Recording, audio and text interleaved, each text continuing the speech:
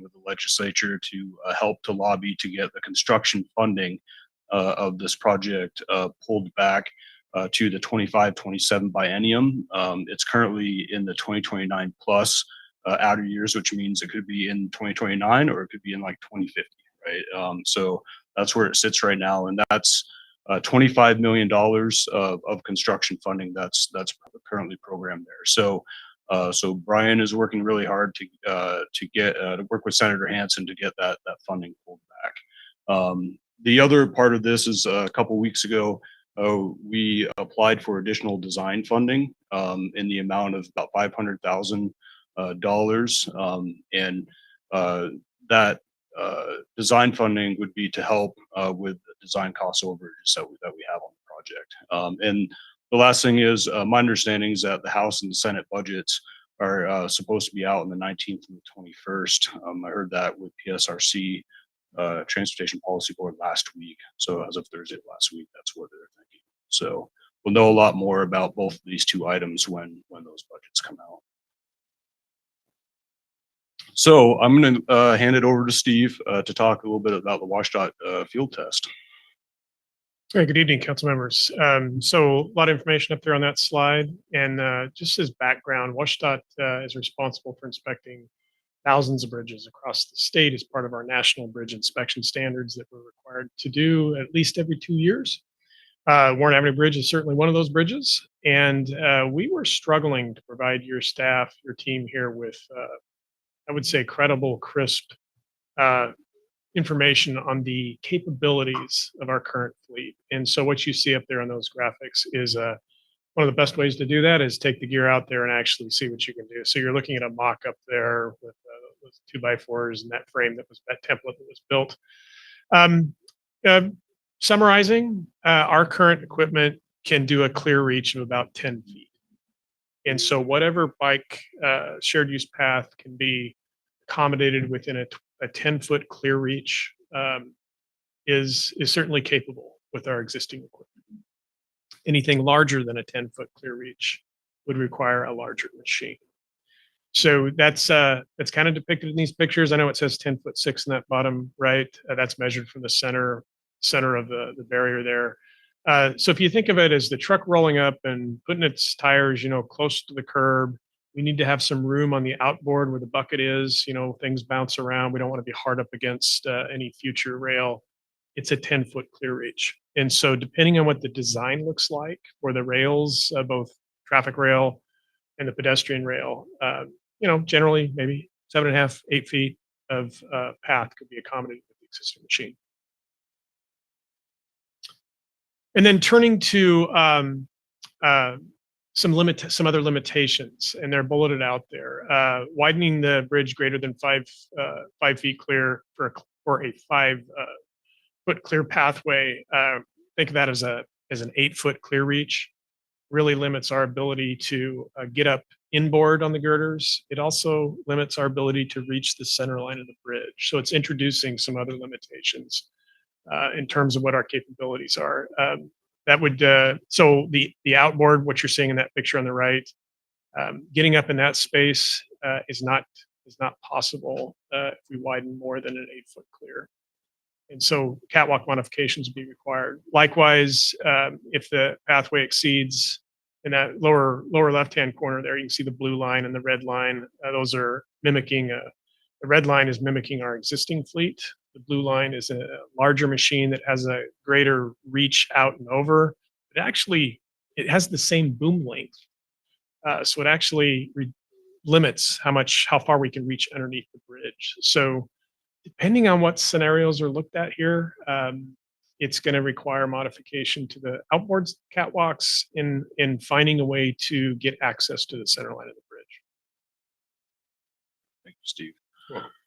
So how does this impact alternative X? Well, I mean, the very first thing, which I think we knew already, and this is not new news, is that a new U-bit would be required to help inspect the alternative X.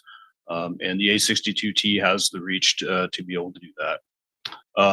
The second thing that Steve just talked about was there's additional inspection mitigation that's going to be required for this bridge in terms of adding catwalks to the bridge.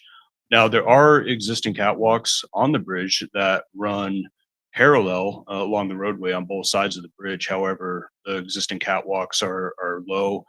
They're not as close as what they need to be to the girder face to provide an arm's reach. They're currently 5 feet away right now, and they don't meet OSHA WISHER requirements. And so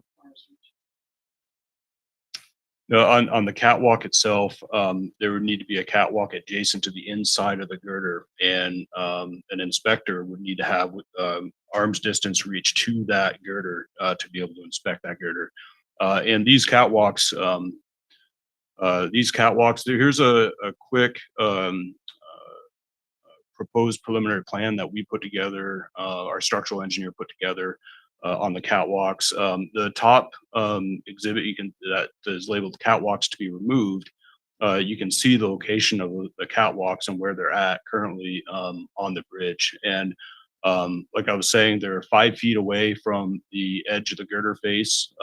They're too low, then too far away from the girder to be able to be used effectively for inspecting the bridge.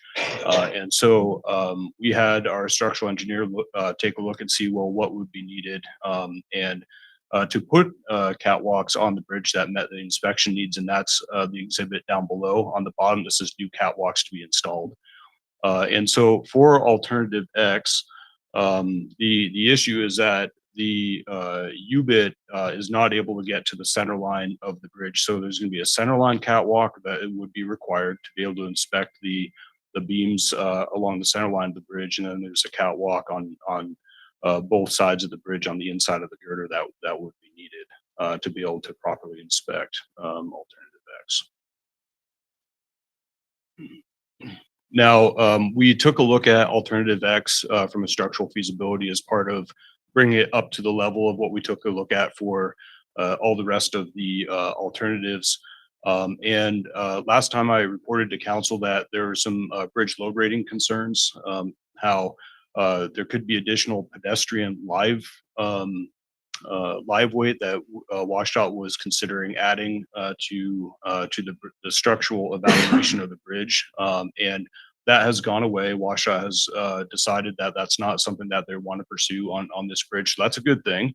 And what that means is that the load rating for the bridge would still needs to be evaluated as we go design, but we're not anticipating members on the bridge to be strengthened because of that loading. So that's a good thing. We sorted that out.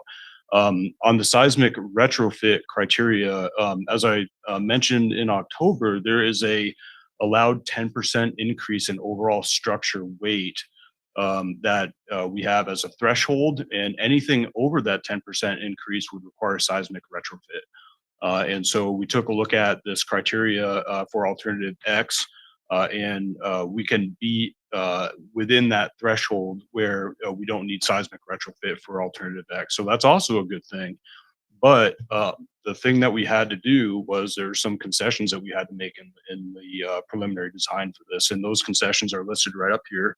That means that we would have to make the barriers on the proposed alternative X be lightweight concrete, and we would have to provide steel framing for the catwalks, or there could be another lightweight alternative that we would have to consider for the catwalks under the bridge. And then finally, the sidewalk material itself, sidewalk expansion material, would need to be made of some sort of lightweight material. And we are thinking that that could be a steel type material or a fiberglass reinforced polymer material.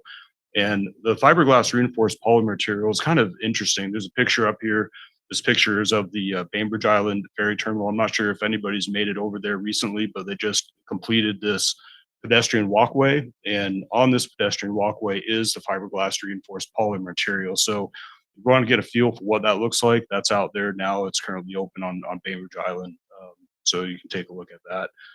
But these are the types of materials that we will be looking at using as we go through the design of this project in order to ensure that we stay underneath that weight requirement. So there are some limitations and some things that we need to do to make that happen. So now I'm going to get into the project schedule and cost update for the project. The part everybody I'm sure is waiting for. I went ahead and updated the project schedule as of this month and kind of sort of where we sit. And we're finishing up the feasibility analysis with that updated memo, which we hope to have available and published in the next couple of weeks. And I'm looking at having there be May of this year to be able to start design. So I'm really working hard with our consultants to get these contracts finalized, and I'm hoping to go to council sometime in April to get council to look at these and hopefully approve them, so I can move forward with the design. But what this means is that if I start design in May of this year, it's going to be about a 2-year design and permitting process to get this done. And what that means is that pushes us out into 2026 as an advertisement date to be underway with construction. We are anticipating a 2-year construction window on this project, and that's also reflected up here. And what that could change depending on the permitting requirements. We have a cormorant nesting window that we may have to deal with on this bridge that we just don't, it's something that we'll figure out as we go through it. But that's something that we'll need to consider. And then also the year of implementation for moving this. It was when I came to council in October of last year. We're anticipating that we'd be within 25, and that's obviously shifted to 26 depending on how we're proceeding right now. The other last thing to keep in mind here is there was an option for us to consider barging of the construction equipment and materials, and somehow leave that open for the contractor to do that work.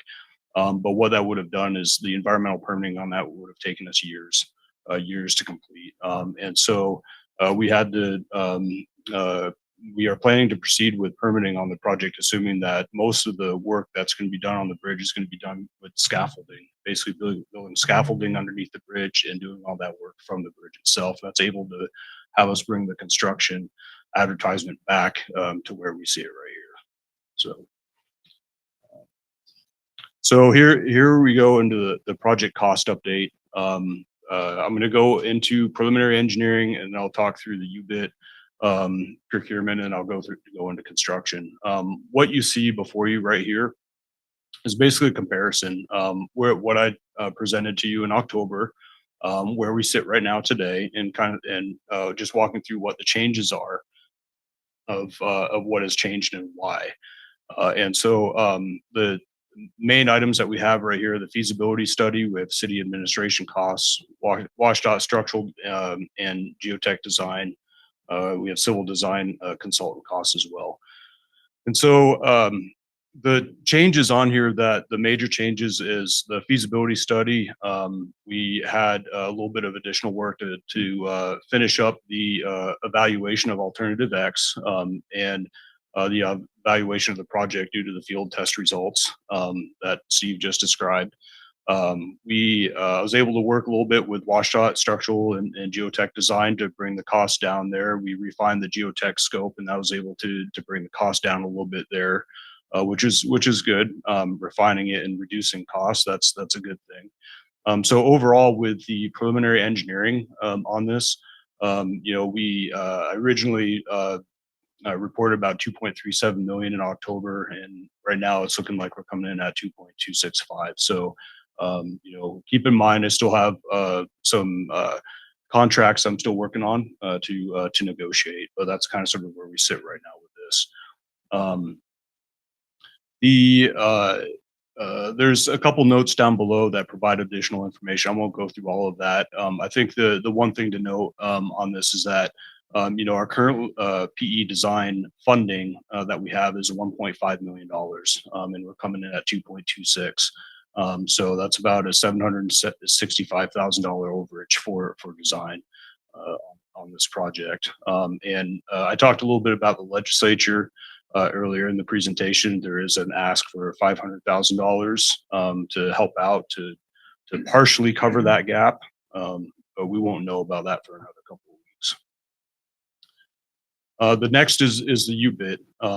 And so this has changed a little bit since I came to you in October of last year and updated you then. The biggest change here is that we got an updated cost on the U-bit from WashDOT from their conversations with TEF, and the U-bit cost is 1.123 million. And what I ended up doing was I ended up inflating that to the year of expenditure of when we're going to be purchasing that capital cost, which is 2026. One thing to note is when I talked about costs and I talked about construction in UBIT in October of last year, at that point in time, we were anticipating an inflation cost of about 6%. We went through and took a look at the construction cost indices, the current ones, and the construction cost indices have indicated that inflation has gone down to about 3.25%. So I've updated the construction dollars to be able to reflect that here. So that brought the cost down on some of this. Even though the cost has increased for the UBIT, for example, the inflation cost brought it down a little bit. So, but overall for the capital cost of UBIT, we're looking at a $100,000 increase from what I reported in October for that. And that's mainly the current cost of UBIT plus inflating it out another year to the year of expenditure of 2026. We have city administration costs and consultant contract procurement costs that are included in the PE for the project. And the operations and maintenance cost is, Steve can talk to this a little bit here, but there's 2 years of operations and maintenance costs that were provided to us by the DOT. It's considered a worst case scenario, but it would be the cost to be able to provide operations and maintenance for the UBIT to incorporate it into WashDOT's fleet. And that is estimated about $370,000 a year. And that's a worst case scenario. And Steve can talk to that in a little bit. And so overall, the cost on the UBIT has increased by about $840,000 from October. Steve, do you want to say anything about the operations cost? Yeah, I'd be happy to. So, I think we were hoping not excuse me, not to have to pass along any operational costs for the ownership of the UBIT. But I don't want to belabor this, but we basically rent our equipment to ourselves. It's called our Transportation Equipment Fund. We call it TEF. And it takes into account the cost of ownership of equipment. And in this case, our bridge division, they don't have any extra budget to absorb an additional asset into their budget. And the legislature's not, we would have to get more money basically from the legislature through either our TEF fund or directly as a normally, if this were, for example, if this were our project, we would be saying the cost of this project is now 700 higher. That is a worst case number. I mean, that number assumes that every hour that there are no, so typically if we bring this new UBIT, any new piece of equipment into our fleet, if we can utilize it, for example, if our maintenance team needs to use it for a week, if we can start assimilating it into our fleet, we would not pass those costs on. So this is worst case from the standpoint. It assumes at current rates, every hour it gets zero utilization elsewhere. So that won't be the number.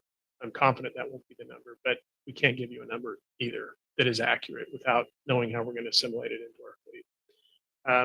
The other thing I would say is we certainly don't think carrying it beyond 2 years is. I mean, we need to figure it. If this piece of equipment gets bought, we need to figure out how to get it into our fleet. Either get rid of another piece of equipment, or it gives us time to go through another budget cycle and ask for a cost increase to keep the equipment. So I hope that helps. Steve. So moving on from, and there'll be plenty of times for questions at the end of this. So we have a couple of slides left. I'll run through these and we'll open up to questions. So the next update is the construction costs that we have on the project. And I already walked through the inflation, the updates to inflation. The major thing that you'll see here is the construction contract cost went up by $1.7 million. And that was basically adding the catwalks into the project is what that was. Now it's kind of a little misleading because we added about $2.8 million in catwalk costs. That's for removal of the existing catwalks and building the outer and the center catwalks into the project. But the inflation went down, so the overall resulting amount ended up being about 1.7 million. And so the other thing that we ended up doing here is that when I reported to you in October, we were thinking that this job would be under advertisement in 2025, but that has shifted to 2026. So it's an extra year that of inflation that we're accounting for here. A couple of things to note about the construction costs. We do have a 25% construction contingency. That's a standard practice. And it takes into account all those items that we can't estimate and quantify right now as part of the project. And so that's pretty standard. But I wanted to make sure that everybody's aware of that. The overlooks are estimated at about approximately 300,000. They are included in this estimate. And then the other thing is we do have an art and placemaking elements line item in here that's estimated about $275,000. So that's a construction. So what does this all mean? Tying this all together, I went through a couple different slides here. So this what we're all leading down to is that the overall project cost that we're estimating right now is just over $30 million. We have a budget of 26.5, so that leaves a gap of about just over $4 million on the project. We were pretty cognizant of we assumed that this project would be built in 2026. We assumed that the construction dollars would be brought back to 2026 in line with where we can advertise the project.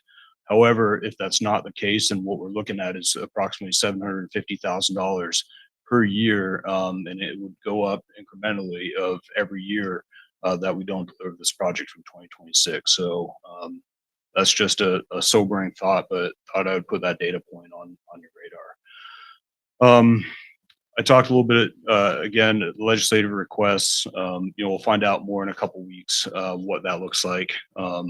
And a couple considerations for council on this is I talked about Council Resolution 3363 with the option of widening the path on the west side of the bridge greater than 8 feet if budget was available. We didn't include any additional sidewalk width on that west side as part of these estimates. So it's something to consider if council wants to do that.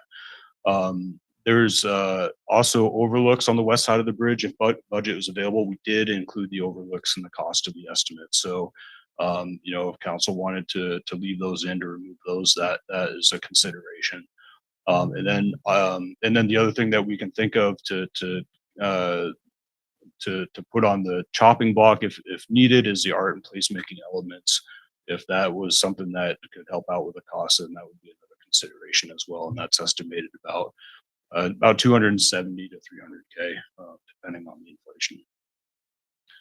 Okay, so next steps for us, City of Bremerton, and what we plan on doing. We have the scope and fee negotiations with our civil consultant and also with WashDOT. We'll continue to work with the legislature and to try to reprogram the construction funding, and then to get the additional design money, and then I'll be happy to have future briefings with council after the legislative session and as we go through the design of this project. And with that, I'll be happy to answer any questions. Thank you very much. Thank you very much, Mr. Weber, Mr. Rourke. Anna, did you have a question? Can you put your mic on so that the public can hear you?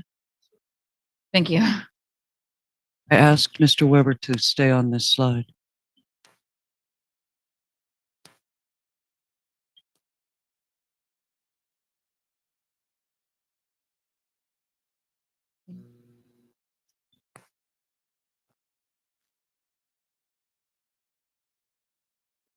I am more than a bit disappointed that we spent all this time and all this money And then finally discovered late in the game that the only width that could be added without buying a U-bit was 8 feet.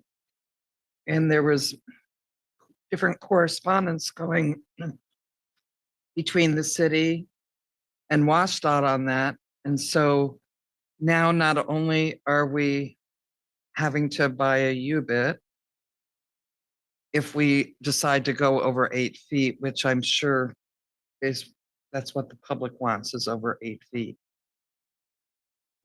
But now everything's costing us more because there's an extra year plus that just was wasted. And I'm sure I'm sure WashDOT and city staff wish that the test of the U-bit had been done in the first month of this project instead of everybody guessing. But it is pretty frustrating that now our costs are going to be so much higher because of this wasted time. Jane, did you have a question for them? This is a Q&A, so just. Yeah, right now that's a comment. When we go around again, I'll have a question. Okay. And I'm sorry, Jeff, were you next? Yeah, go right ahead. No, thank you, Council President. Comment and a question. Echo the frustration, but glad we're moving forward with what we have now. One clarification on the resolution is it doesn't specify overlooks if budget is available. It specified more overlooks if budget is available beyond the initial number that were included with alternative one. So I just wanted to make that clear. But I do recognize they're probably one of the few design elements besides the art that could be taken out at this stage. Are there any other elements to the project that are at this point kind of more optional, or is it just the overlooks and the art design? The items that I mentioned there are the ones that are more of the optional type elements. All the other elements on there are structural. It's lighting. It's a very, very minimal tie-ins on both sides of the bridge. And so all elements that are either safety elements or elements germane to the basis of the project that aren't optional. Okay, fantastic. And the 300,000 cost for the overlooks, was that for the 4 that are specified in alternative 1? That was for 2 overlooks. 2, okay. Correct. Okay. Yeah, I think technically the wording of the resolution is taking that west side of alternative 1, which I believe had 4 specified, but okay, so that's good to know that 300 is for 2. So it's hard to cut more out there. Okay.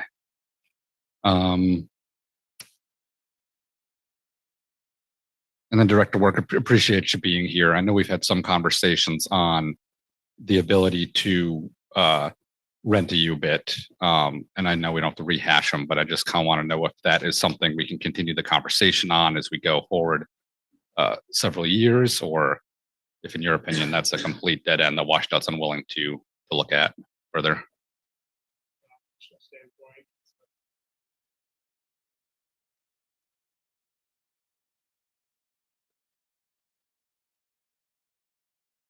Okay.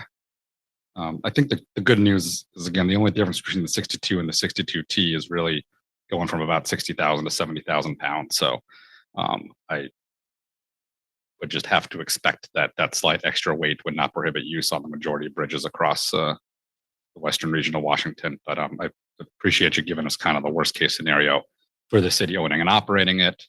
In that case, that WashDOT can't use it. If we own it and WashDOT's maintaining it, do we have a city have the option to rent it out to other jurisdictions, including in-state or out of state? Okay. Well, we're paying for the.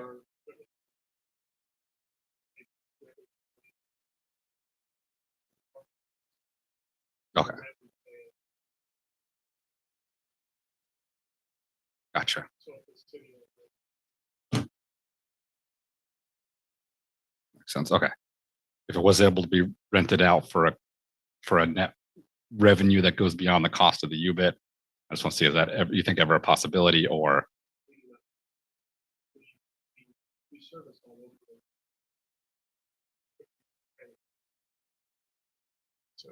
Okay, so you don't, so WashDOT doesn't rent it out to any other jurisdiction. I mean, I can't say we haven't. I know we've helped out Oregon in a pinch, other states in a pinch, Okay. and I'm sure they reimburse us. But as a practical matter, we don't rent it out for revenue.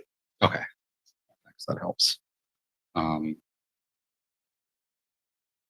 think that's all I have for now. Just appreciate that whether it was 10 and 10 or 8 and 12, all these extra costs is what we'd be incurring. So we'll keep moving forward together. Thank you.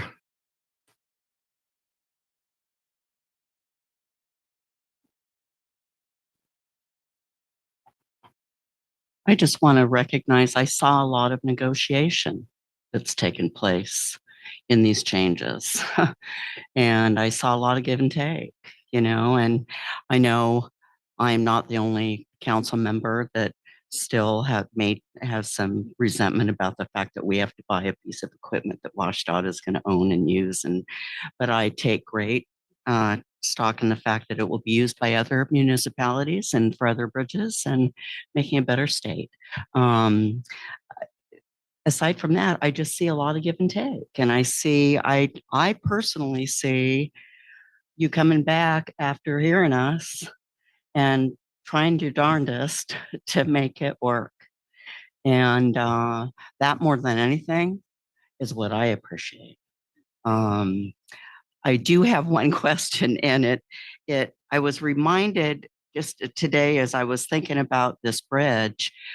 Have we just let go of the idea to have it be one-sided, to have that path on one side? I'm not remembering what the decision was, if we did decide that, or whether maybe we wanted. I know now I remember Michael Goodnow wanting things to be balanced and equal access on each side or something like that. I think that was, anyway, we're just pushing forward with seeing whatever we can do for both sides is the plan right now. We're not even considering a one-sided option anymore. Is that completely off the table? So we've been really just focused on alternative X and getting that to a point where we can be back and having the conversation about alternative X. We haven't looked into, I mean, even though we're updating the memo and we're getting updated information that updates the other alternatives, we've been just really focused on this at this point, unless there's some will by council for us to take a look into the other options again. But this is what we're focused on. This is what we're trying to deliver. You've made it really close. I think you've crunched numbers about as much. You've probably gone through that process a few times. I know that process, and I think you did a great job with this. I mean, it's the next step, right, in the process. And so I feel encouraged by it. I was scared that I was going to come in and hear, nope, can't be done. Nope. So I'm pleasantly surprised and appreciate the work that you all did, because I can see a lot of negotiation. So thank you. Anna? I feel like I should say, WashDOT, I'm so happy you're here, just for the shock value of it for you. We are happy that you're here. I've got a couple of questions about the bridge. As you know, I was there for white knuckling it through the U-bit test. One of the concerns that was brought up at that time was that some of the patches on the bridge deck itself go all the way through. So I was wondering if there's going to be any, major renovation of the deck itself at the same time. So I can speak to part of this, and maybe Steve, if you want to chime in.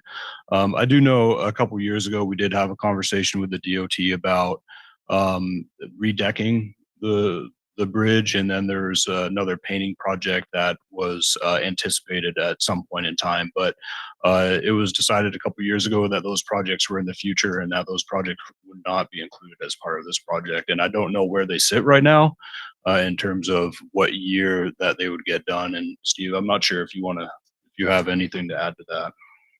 Well, I can just say that It's certainly on our 10-year bridge list of needs. We look at painting systems, substructures, superstructures, joints, that sort of thing. It's not funded. That's the short answer. Okay, It's a need. We That- recognize it. that sounds like something that's not going to happen until it's funded, though. Correct. All right. Second question was, you said that you needed a 10-foot clear reach. That's the maximum width, even with the A62T. Do I have that correctly? No, that was just for the A62. Okay. With the field test that was done The by Washington. A62T will give you the 15-foot, but the Correct. boom is still the same length. The rest vertical of the part. boom. Yeah. So there's one, the boom that goes from the truck out over, that boom lengthens. Right. But the rest of it is, my understanding, stays the same. Okay. The reason I'm asking is that if on the many graphics that you showed us, you know how there's barriers on either side of the walkway. If the inner barrier were removable for inspection, would that make inspection easier and possibly allow us to use a regular A62? I think that so I think the barrier that you're talking about is the inner barrier between the traffic and the walkway, correct? Yes. So that traffic barrier, I don't think so. I don't think that would be something that would be feasible, because that barrier needs to be traffic rated. So what needs to happen is that it needs to be designed for a vehicle to hit it for that impact. The problem that you get with that barrier is that barrier is going to need to be a custom designed barrier. It's going to need to be integrated in with the bridge deck in order to make it the strength to allow a vehicle to hit it. So I don't think that's going to be something that's going to be able to be done to have it be removable and still meet those requirements for a vehicle hitting it. That's going to be, I don't think, feasible for that, for this. Darn. I wish it were. I mean, thinking outside the box. And it was my understanding that the reason we can't simply have the walkway, the multimodal pathway on one side was for ADA access. WashDOT required it to be on at a minimum to serve ADA requirements on both sides of the bridges. Was that correct? That's correct. Yes, we did coordinate with WashDOT on that. The scope of the project is to upgrade for ADA on both sides of the bridge. And when we talked to WashDOT, it was that you can't just widen one side and leave the other one that's not ADA accessible. So that kicked us into widening both sides to be ADA accessible at minimum. Okay, and I'm sure other people who are more familiar with it are going to talk at greater length about the ADA access and bicycle access, connecting it to the bike trails, and the staircases, not so much ADA. Thank you. Oh, before I stop, thank you for the presentation. I wish we had it on our computers because a lot of that type was quite small. Oh, okay. All right. Well, thank you. I'll be sure to get it to you so that you have it, and in the future make that type a little bit bigger so everybody can read it. Or So, just send thanks. it to us before the meeting, whichever Can is do more that too. convenient. Thank you Thank very you. much.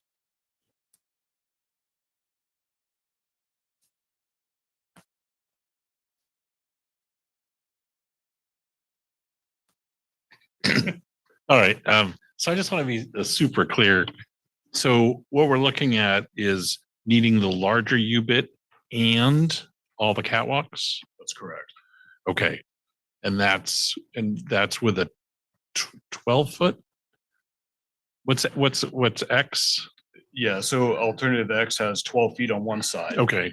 Yes. And the new U-bit would be required to be able to reach over that 12-foot sidewalk, because the existing U-bit can't reach over that. To basically get folks into to access the catwalk. But no, the U-bit. So there's two things happening. So the girder itself. So there's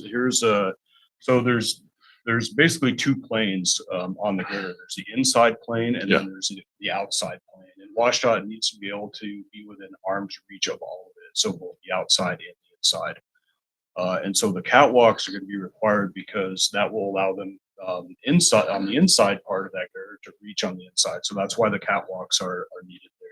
Now the U-bit allows them to get up over the sidewalk and down underneath to be able to get along the outside of the girder to inspect that. So the U-bit is still needed to be able to meet the inspection. So on that the side. sort of the visible pieces that we could see from a boat, like Correct, this. yes.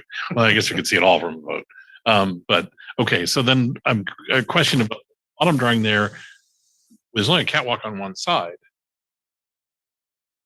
There's a So how does the other side of that center, the center line catwalk? So right there. So how is there a beam there? yeah, there's a beam right up above, right in through Okay, so it's not like I was thinking it was like a big here. Oh no. beam this way. It's just Yeah, they're just smaller beams. okay. That are inner part of the bridge.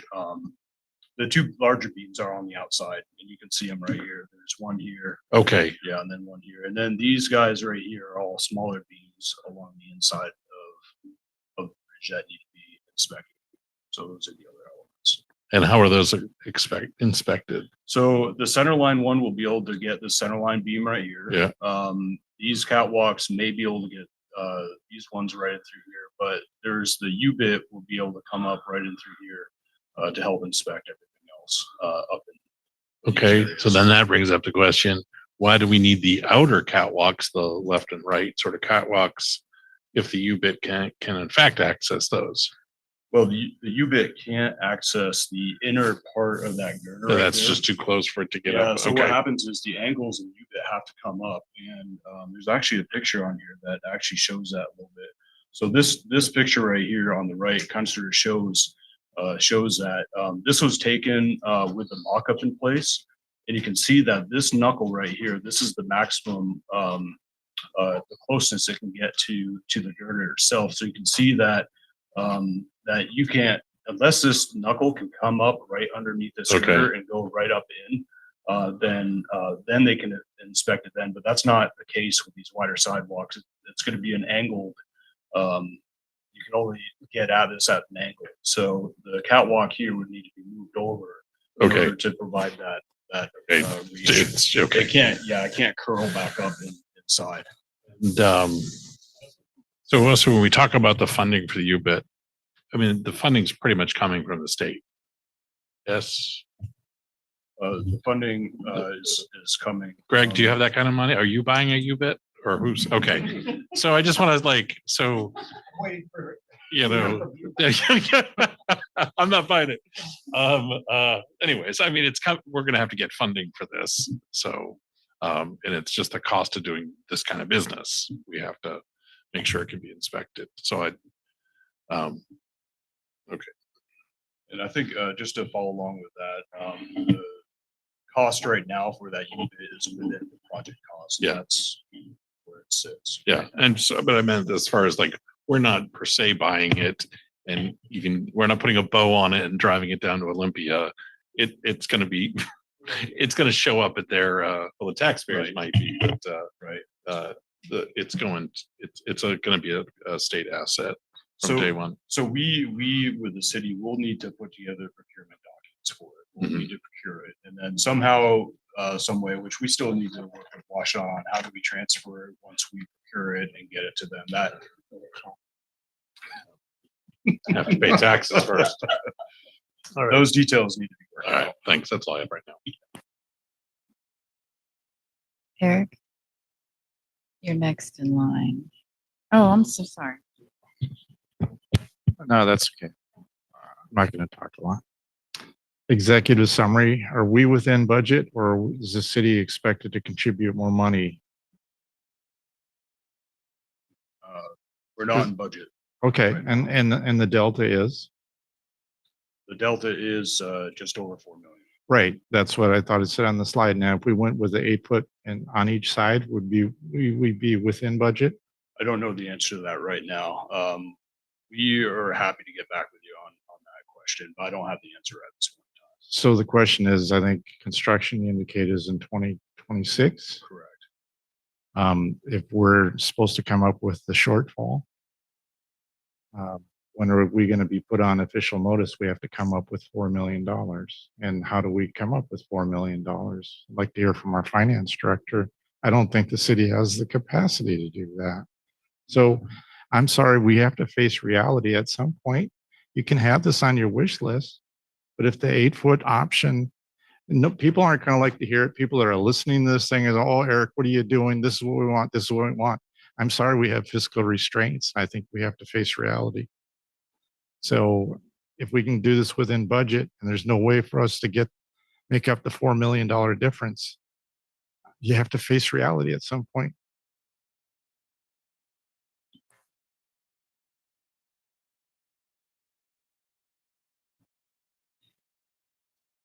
Okay. Okay, I wish I would have been able to go for this U-bit fitting.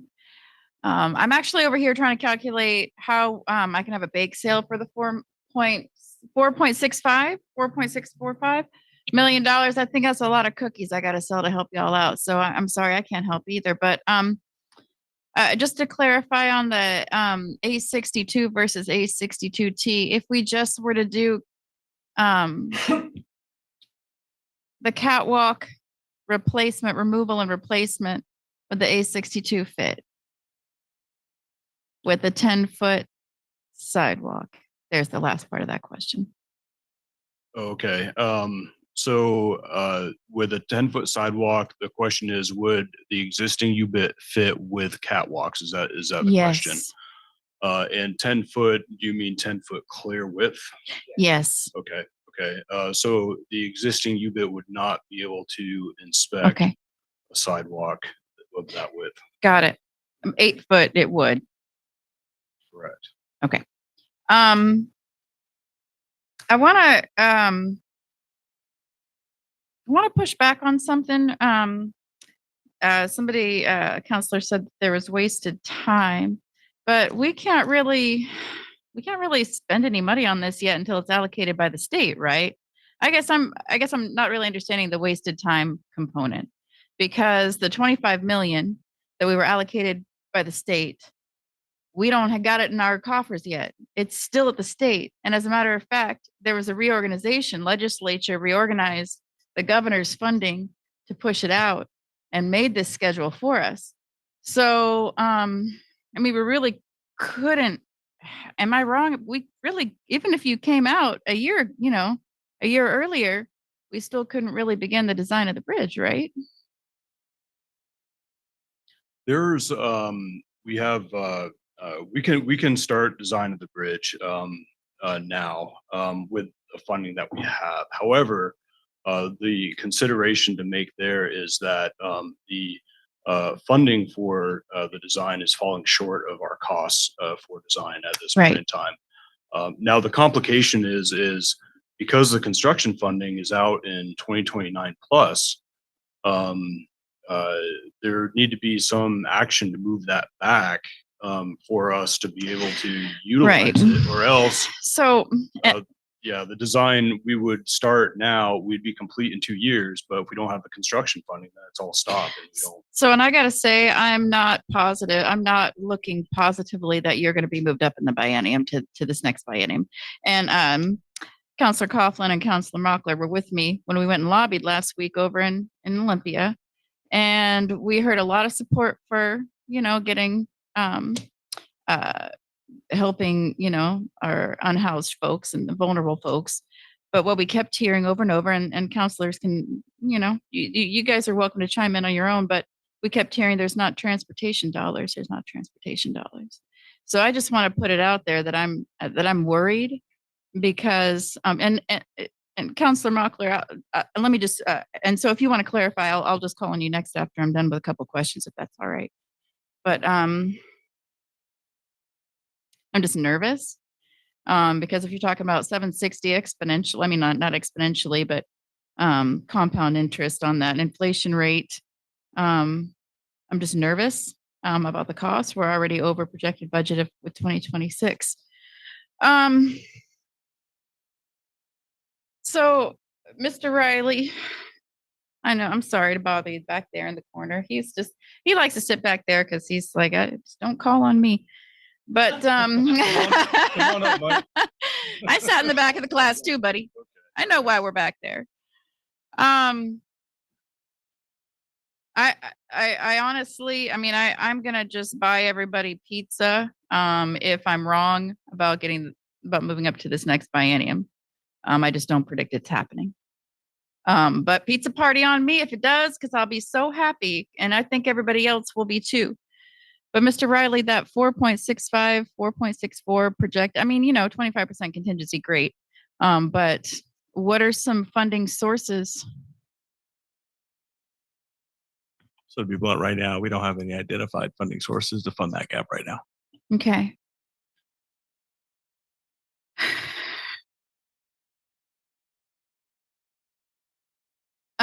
Okay.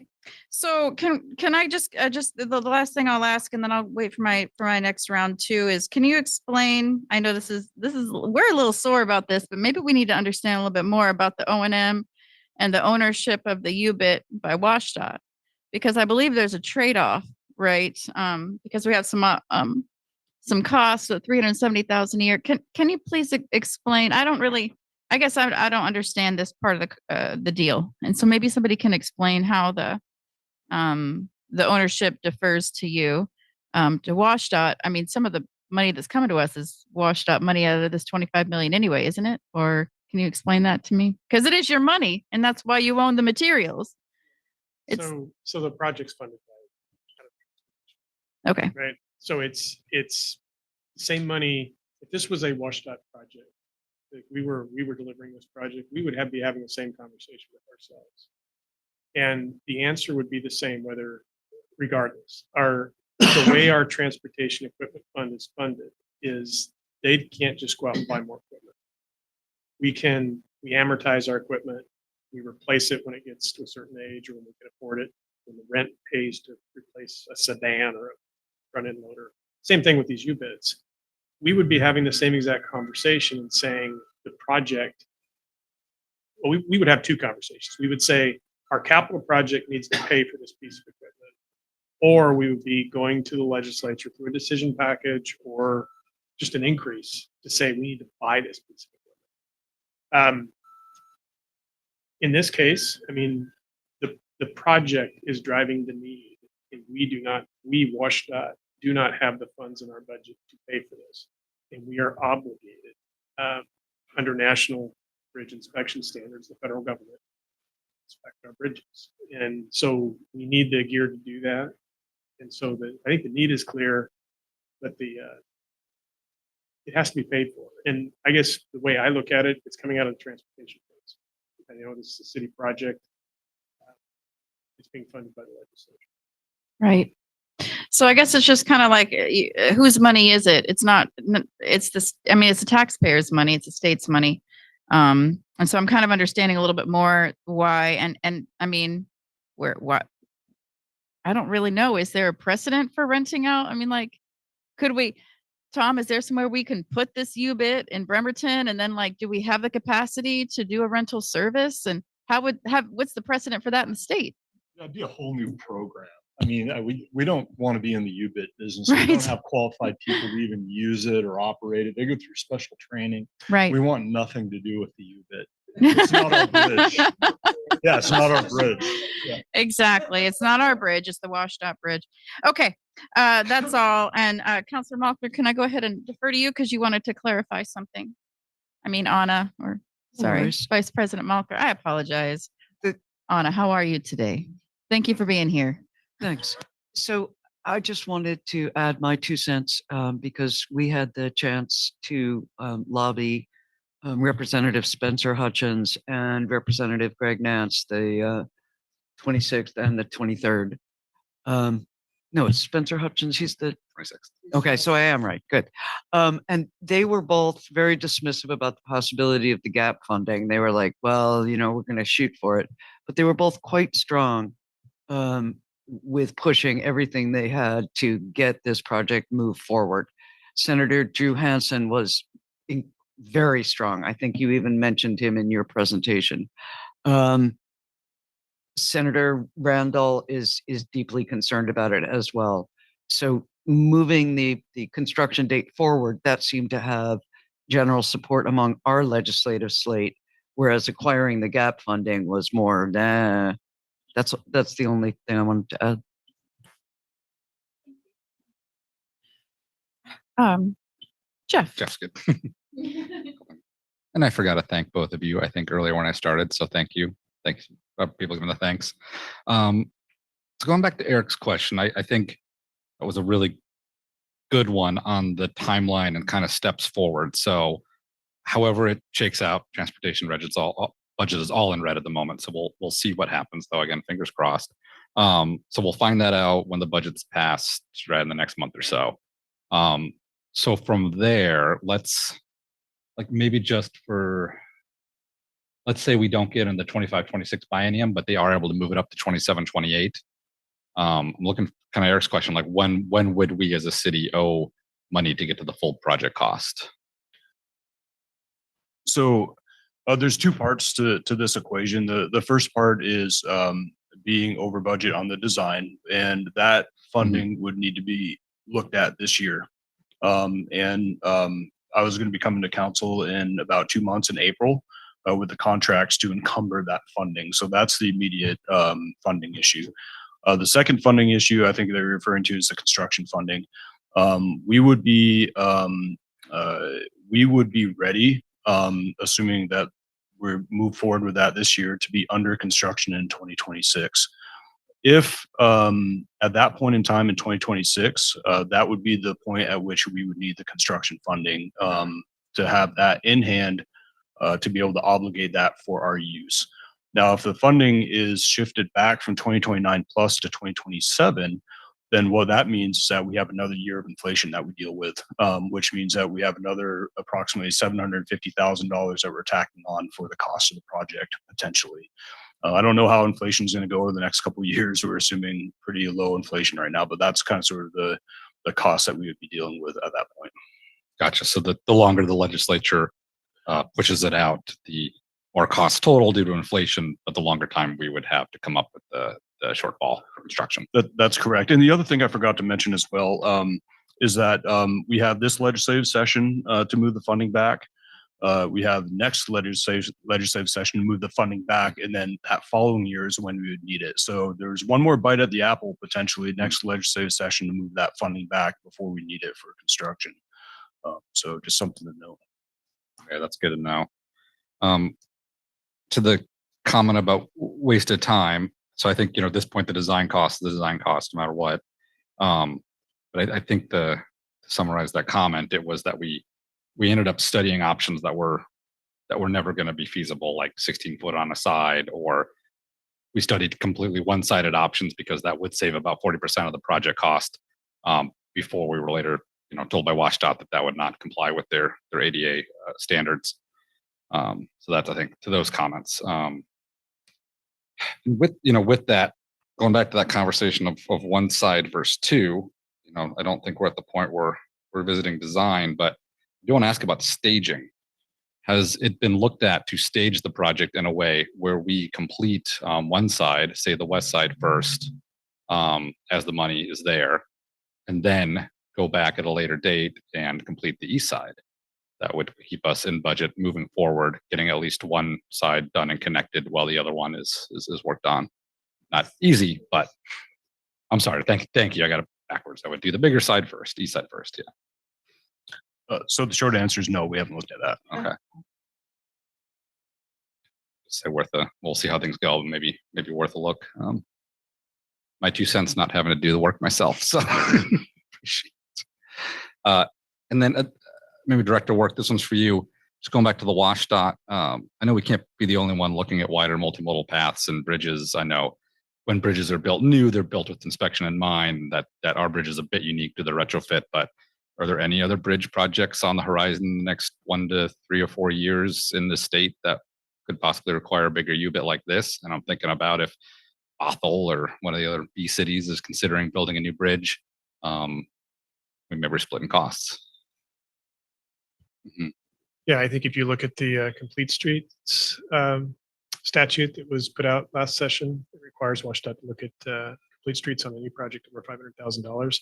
I think it's very likely that retrofitting older structures like this one could put us in that place. Because really, that's why we're here. If you look at 520, some of our newer bridges, the U-bit is out on the shared use path because we designed it to carry those loads. You can't put a U-bit out on this path. You can't design it strong enough to do it. So I think it's very likely, and that's part of the reason why I think the operational cost is absolutely a worst case. If when those come online, you're kind of, there's one other, I'm aware of a sound transit project that is in a similar situation. Other than that, this is kind of groundbreaking, and so no question the project could be viewed as bearing an unfair brunt here, but it's kind of the timing thing.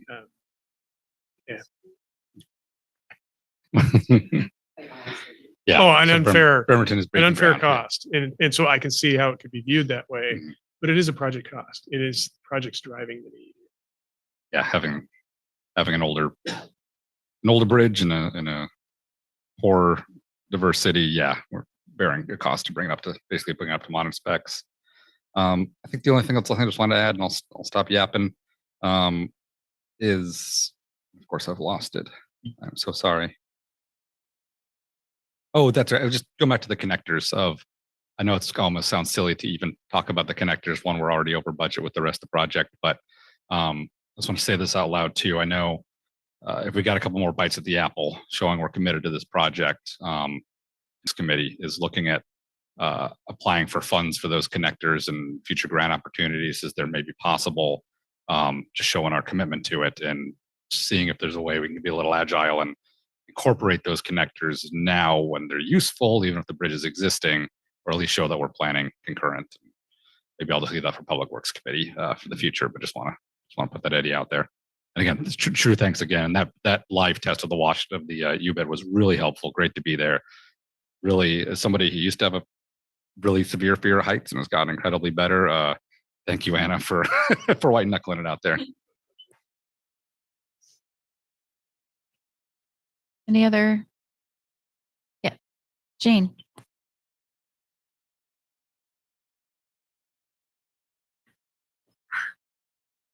I'm calmer now. Is there a reason why this project needs to pay to rebuild the staircases?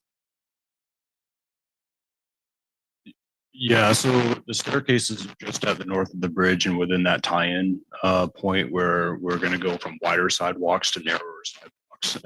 And they don't meet specifications right now. And we're going to have to tie into them anyway. And we're going to alter them with the connection. So that's why we're planning to replace them as part of the project. Do we have to tie into them? They're not ADA accessible, and any path that we make for a cyclist should be able to, a pedestrian to be on it too. So there's a landing to the sidewalk, and we're going to be Mhm. expanding out the bridge, which means that we're going to be into that landing. And that's all monolithic concrete right there. So it's going to be really difficult for us to tie into that sidewalk there without replacing the landing, which means that we're going to be into the stairs to begin with. So that's why we're assuming at this point we're going to be replacing both set of those stairs. I'm just asking, do we need stairs? Period. I understand it'd be hard to tie into them, Okay. but do we need the stairs? Because that's a pretty big chunk. And That's a then good question. I don't have the answer for you, and whether or not we haven't looked into whether or not we would need them. I mean, I guess you're taking, and there's already sidewalk that goes around those loops, on the west side, and there's sidewalk that goes around the loop on the east side as well. So I guess it would be lengthening the trip for somebody crossing that bridge to be able to get down to Lebo if they want to get down to Lebo. So, when we were looking into this, we said, okay, we're not going to take away access on this project to anybody. And so that's why they're in there right now. We're going to be in them anyway. But I don't think we considered just removing from the project altogether. I mean, we can, okay, that's something that we can do if council wants us to look into that. What are the current travel lane widths on the Warren Avenue Bridge? The current travel lane widths are 11 feet. A couple years ago, they used to be 12 feet. A couple years ago, when the state came through with their paver project on 303, it was like 2018 timeframe. The city worked with Washshot to reduce the lane width out there from 12 to 11 to help slow speeds down. And I'm not sure it had much of an effect. We haven't done a study on that. No but effect, really. yeah, and it increased and widened the shoulder, and people use that shoulder sometimes. So Okay, yeah, so we can't use any of that, the shy distance that's there as part of the pedestrian path.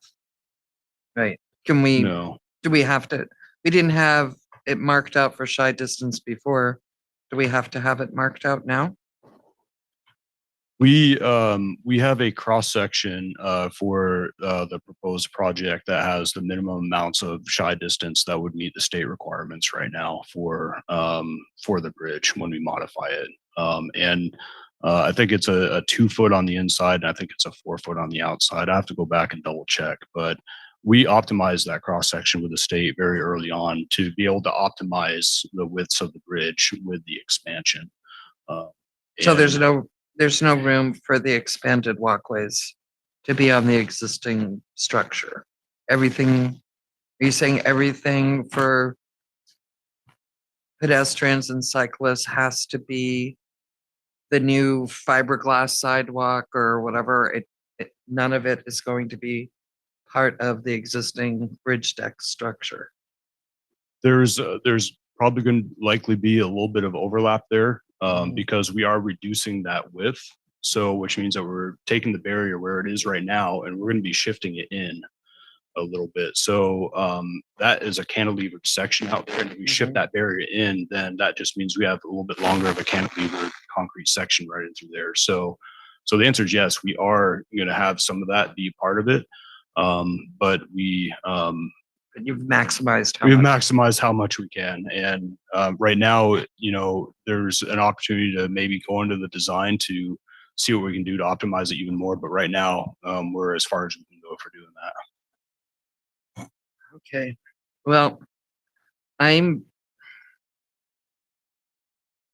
understand and share Eric's fears that, we have one more year really to try to get this extra money because we can barely pass a school levy. Forget about finding $4 million in the general fund. We did pass it, but it was tough. And $4.5 million is No. going to be tough to find if we can't.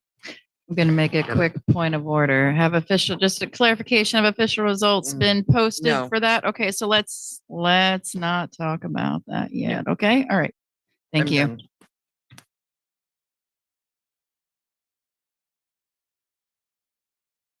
That for you? Did you get your second go around yet? Okay. Michael.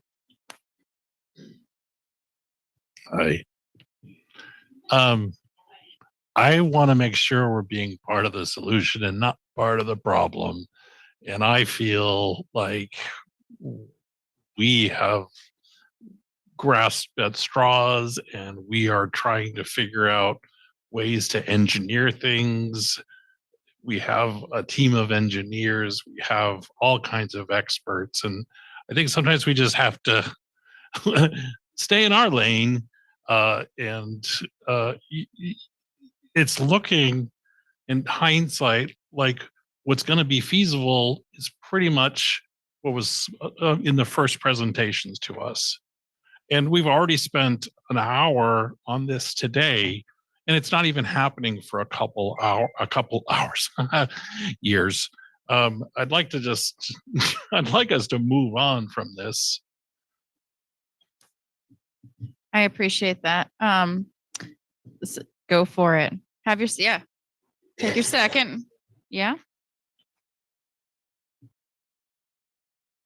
You've done as we asked you to do. You listened to council. Council was very clear that we want to know what all the possibilities are, make it work if you can. I said I saw negotiation here. Some things are fluid. I have the background of a fundraiser. I mean, if I want it, I think that we can make this happen. As all we said was, give us the best you can do. Right. And you're coming to us with these considerations, none of which we know for sure yet. It's going to change next week, probably, or the week after when we get final results from, what's the state going to do now. And I want to continue. I don't want to shut you down now. Council said, go forth and conquer. You came back with some stuff. It's still part of the process. And I kind of feel like don't waste my time then making us think that we're going to make something happen if we're just going to shut it down when the least bit of, it might not be able to happen comes in. I said I was feeling positive. Don't make me feel not positive about this. Let's not shut this wonderful relationship and work that we're doing together to try to make something happen. Let's not shut it down. I want to encourage it. So. And I just want to just briefly let y'all know that I have another follow-up, presumably after the short session is over, the second week of March, the 13th, I believe, is it whatever the study session is that's happening, I think the second week of March, that we're going to circle back to this and talk about just the funding portion of it, and feasibility of just the funding portion. And I want to echo Michael, that I do want to move on. So Anna, you are going to get the last word unless Eric would like to have a final word. So Anna, please just take if you don't mind, a brief last word, and then we'll move on to the next item. Thank you.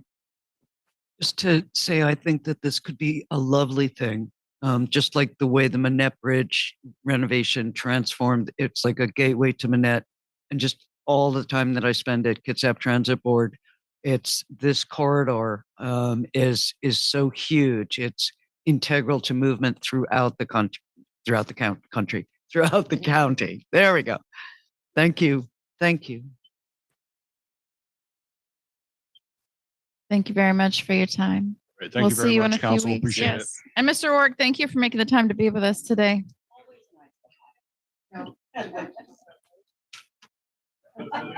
No. Okay. Oh, don't forget. All right. So counselors, do you want to push through, or do you want to take a 5-minute break? I'm just going to, I know Michael's like, push through, or okay, push through or break. Anybody else for a break? Break. Oh, geez, I'm a break. We got what, 4-3? Hey, I guess we don't have consensus, smokers. So next up on the agenda is briefings with Mayor Wheeler. We're going to have him talking about items 1 and 2, which are confirm appointment of Amy Waterman to the Bremerton Parks and Recreation Commission and confirmation of appointment of Cynthia Engelgau Davis to the Bremerton Arts Commission. Oh, Mike, sir. Thank you. Yeah, just as you have in your packet, I'm requesting confirmation for Amy Waterman and Cynthia Engelgau Davis to the Bremerton Parks and Rec Commission and the Bremerton Arts Commission.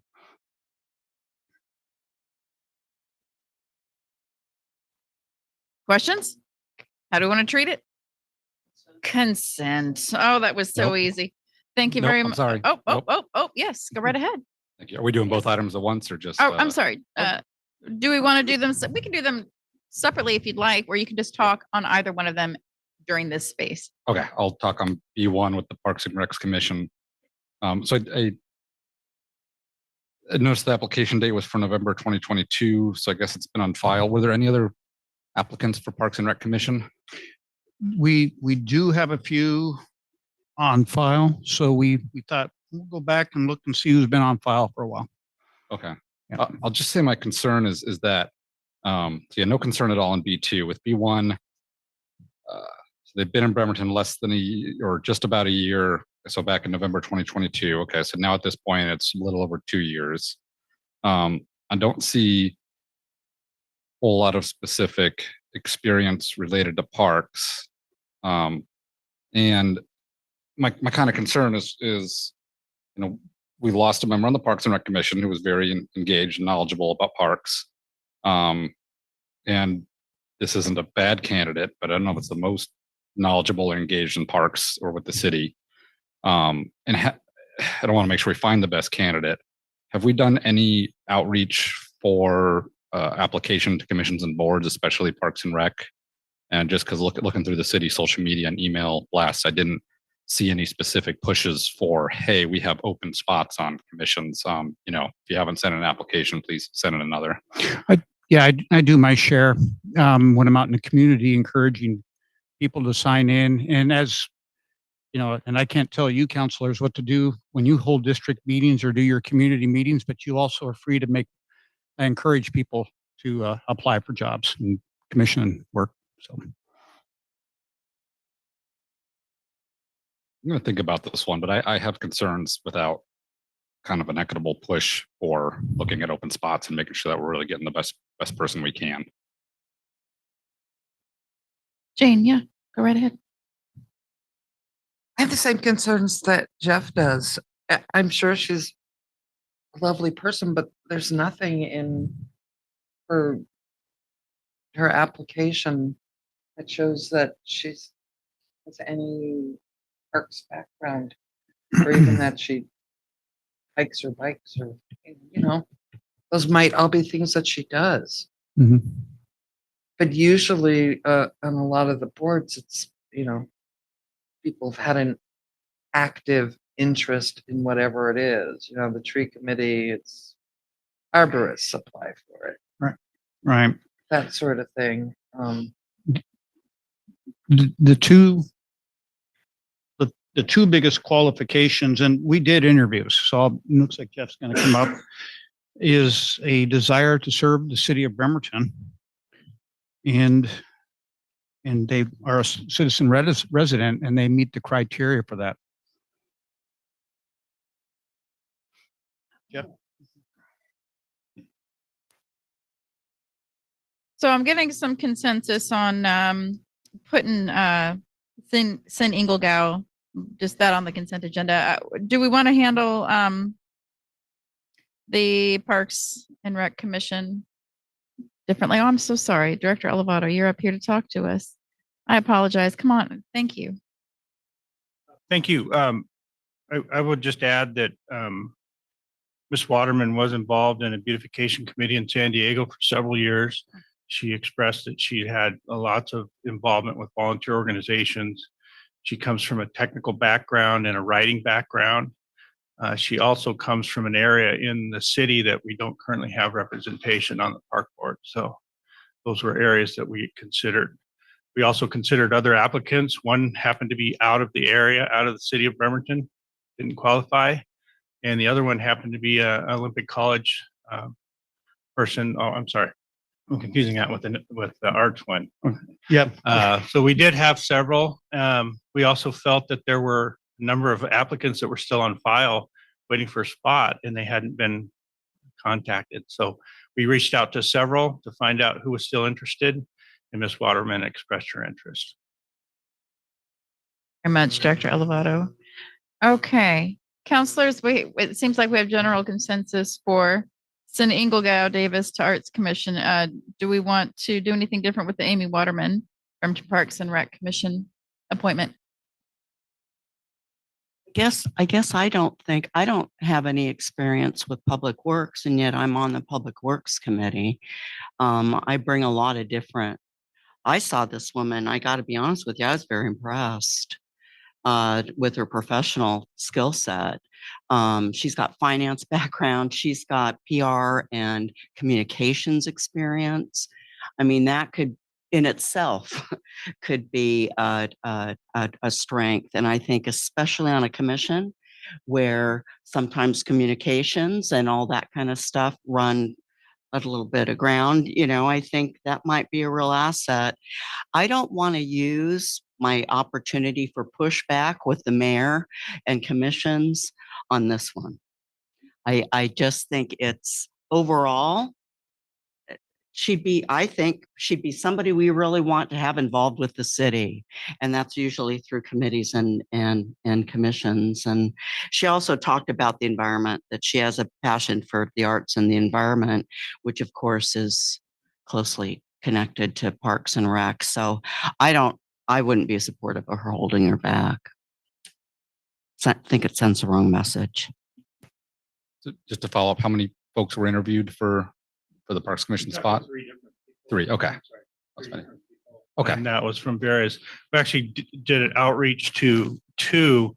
One determined that they were out of city and the other one was not interested anymore. So, Okay. So we had two viable applicants.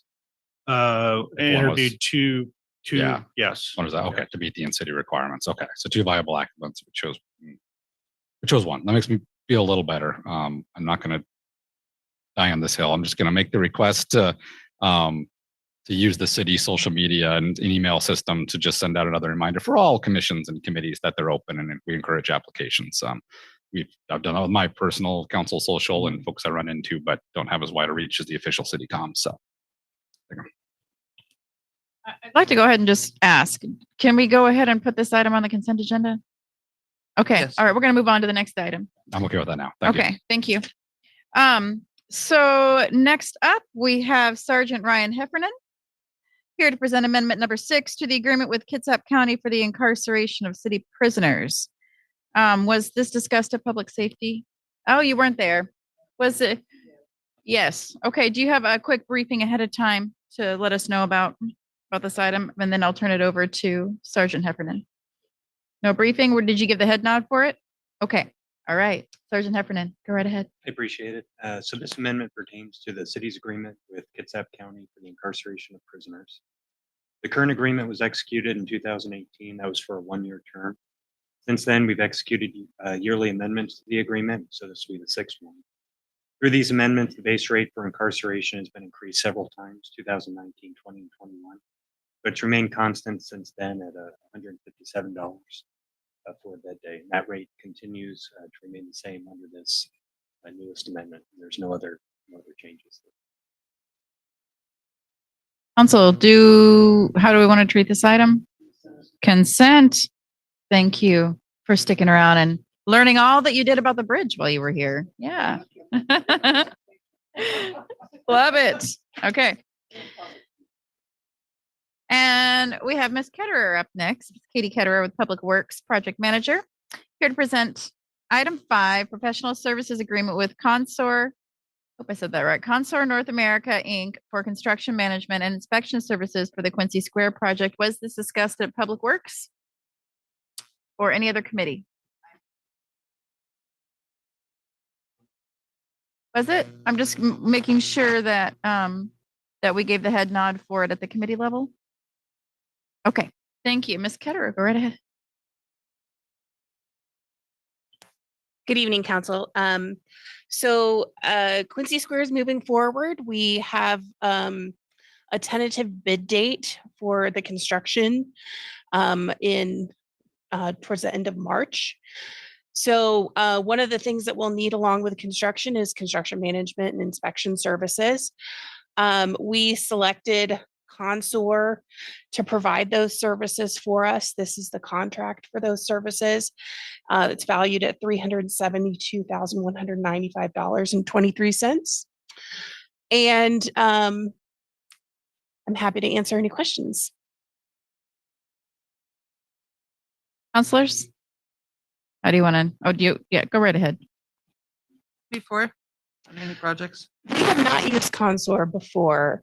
I do believe that they are providing some engineering services for one of our energy management for the wastewater treatment plant. So, but that's kind of a slightly different procurement way, but they came with a lot of references. I called and spoke with a couple of their references, and they came with good reviews. Okay, if you're comfortable with them, that's good. Donna. You just see subtask 2.7 project closeout is named. Yeah. All right, how do we want to treat this item, y'all? Consent, thank you. Okay, and thank you very much, Ms. Ketterer. Next up, we have Financial Services Director Mike Riley here to present item 6, Tourism Promotion Services Agreement with Westbrook Maine Consulting LLC to provide consulting services on the impact of Lodging Tax Advisory Committee funding uses in Bremerton. So we've discussed this already a few times, y'all. We already gave the head nod. Mike's,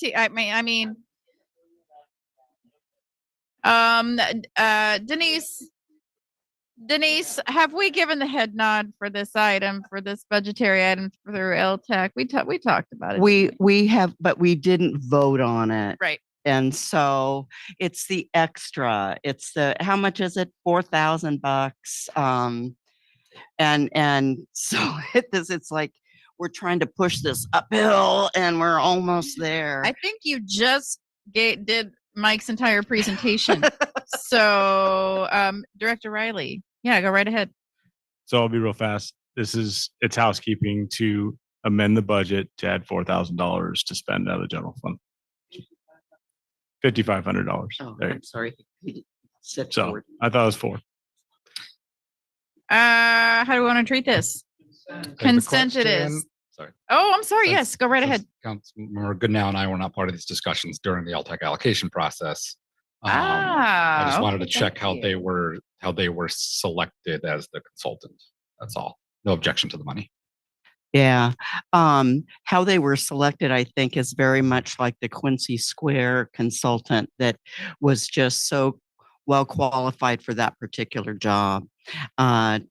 Lori Main, as many of you may know, used to run the conference center for a period of time. And while she was here, she worked very closely with the city, of course, and city staff were very impressed. I happened to work with her when I was at the Chamber of Commerce. I was very impressed. This is her wheelhouse, and she's now a private consultant. And so she's willing to do this and able to set aside the time to do this. I think we're in really good hands. She's kind of a big fish in a small, it's, we're going to get a lot more than $16,000 or whatever it is worth of services from her. So that's kind of how she was selected. It was fully discussed at LTAC. The hoteliers especially really want this to happen. They want the hard data. They want to know what impact those dollars are having in Bremerton. So it was the hoteliers and consensus. Did that answer your question as to how this consultant was contracted? Thank you. Okay. And we didn't have to go to bid, and that's because of a certain dollar amount. Okay. Great. Any other questions, counselors? Okay. Oh, yes. Michael. I'm sorry, I'm behind on this or was away from the table for this, but like my only concern is, and I think really highly of Lori Main, but she was very much, she believed that all of LTAC should have went to the conference center. I never. Or a majority of it. Like,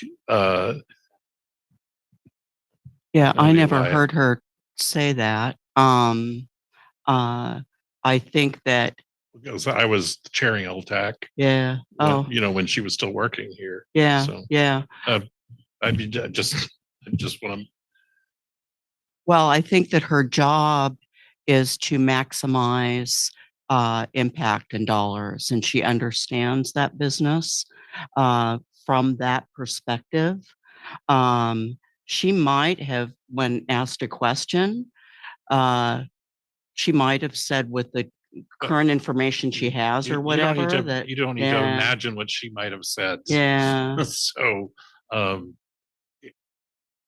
I don't get that. I don't get that from her, just as I don't get. I'm going on record to say what I said. That's all. Okay. Thank you. Yeah. And so, counselors, how do we want to treat this item? Consent's fine. We could do general business if you want, Michael. Okay, we already did. We already talked about it. Consent it is. All right. Thank you very much. Next up. Flip it over. I have a 25 slide presentation to give just real quick. Oh, God. No, we're down to general counsel business.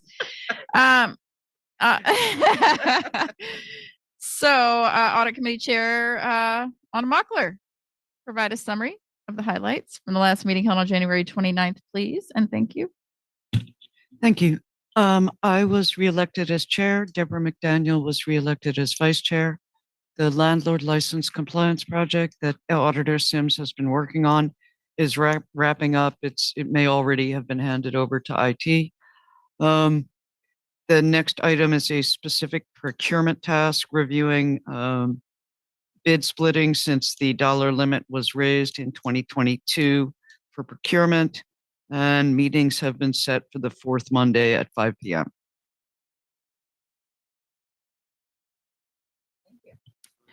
Well, it does say to ask Denise, but who? Michael has already said that Michael, he would do it. you're on it. Highlights from Public Safety Committee. So similarly, a lot of housekeeping. We elected Denise as the chairperson, serving as chair, vice chair. Whatever it is. Yeah. And we had some quick updates. One of the issues was we had a meeting date change. So that judge could participate. So we got some quick updates. One was, of course, what we just also we did get a little bit of an update on just like the house folks and like that, but Yeah. we don't have minutes yet. So. I think our updates were things that you and I had seen on social media. Oh yeah.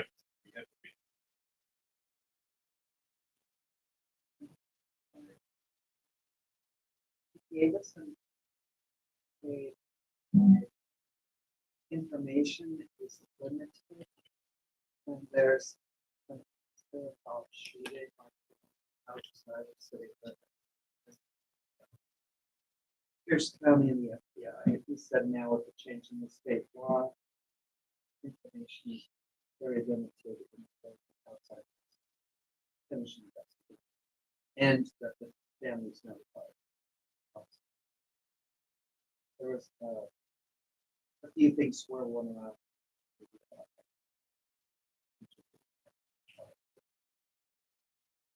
Wasn't a formal agenda. Yeah, but he gave a good explanation. Thank- And the other was. Thank you. And next up, Vice President Mockler and Councilor Coughlin. Are you prepared to give a report out of the AWC? Mm-hmm. Okay. Wonderful.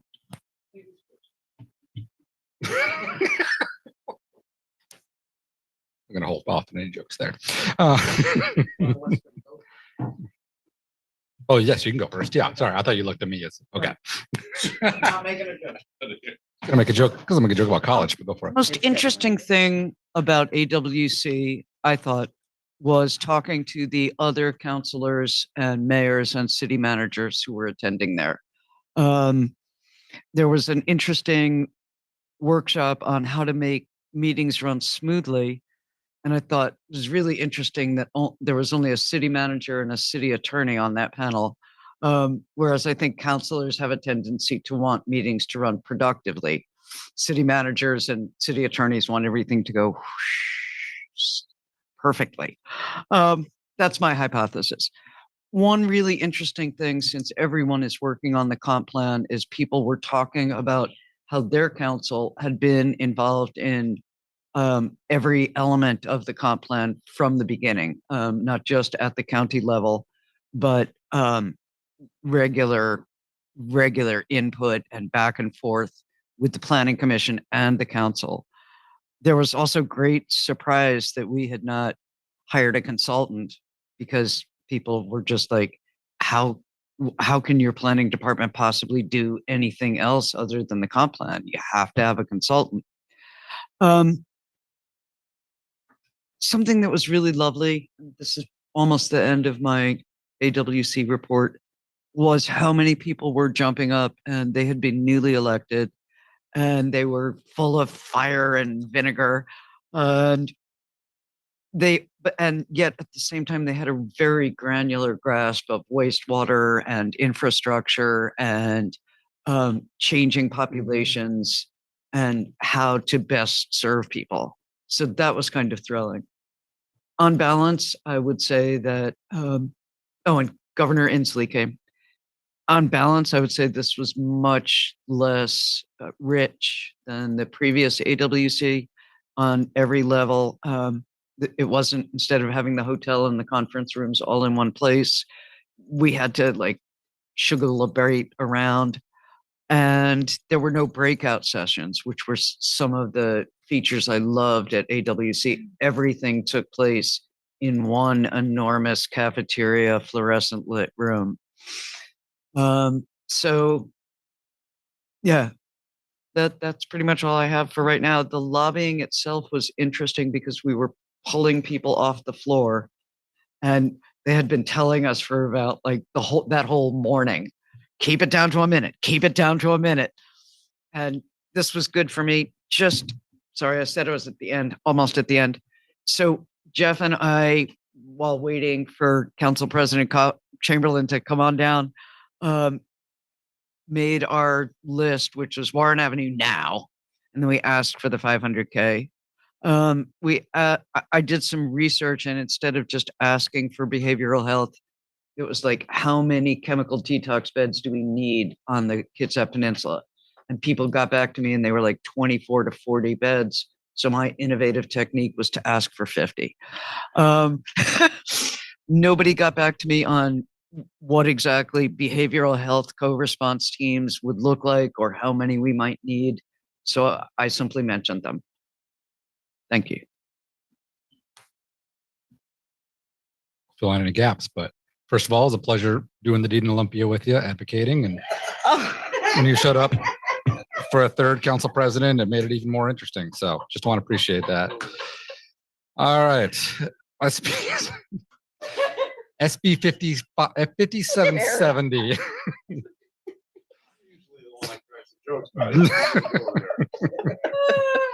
That is a reference to last week's meeting, which I did watch. Thanks, Jeff. Was excellent. All right. Mm-hmm. You're gonna break Kylie. You know that. I know. Poor Kylie. I'm getting it out now instead of the general meeting. Oh, that's the one where I talked about smoking weed. Yes. Yeah. Yes. And yeah. Definitely. I had fun watching that recording. Yes. What did you say there? All right. All right. Yeah. Oh, not too much to add. Maybe more on the bill side. All right. Senate Bill 5770, which I know folks discussed while I was out, was the ability for cities to raise from 1% to as high as 3%, tied to inflation, and enact that councilmatically for extra revenue. And that, if you didn't see the news, that did not make it to the floor for a vote. So options for us to raise revenue, and the cost of with increasing costs and more demand for city services just gets tougher. The Fix Our Ferries bill by Rep. Nance on the 23rd, HB 2497, seems to have a large, broad support. He's pulled in people all across the spectrum. And so that is hopefully moving forward for an oversight commission that includes not only experts, but also ferry riders. And I don't want to say not only experts, expert ferry riders, expert staff that run the ferries, not just folks within WashDOT. So that is excellent.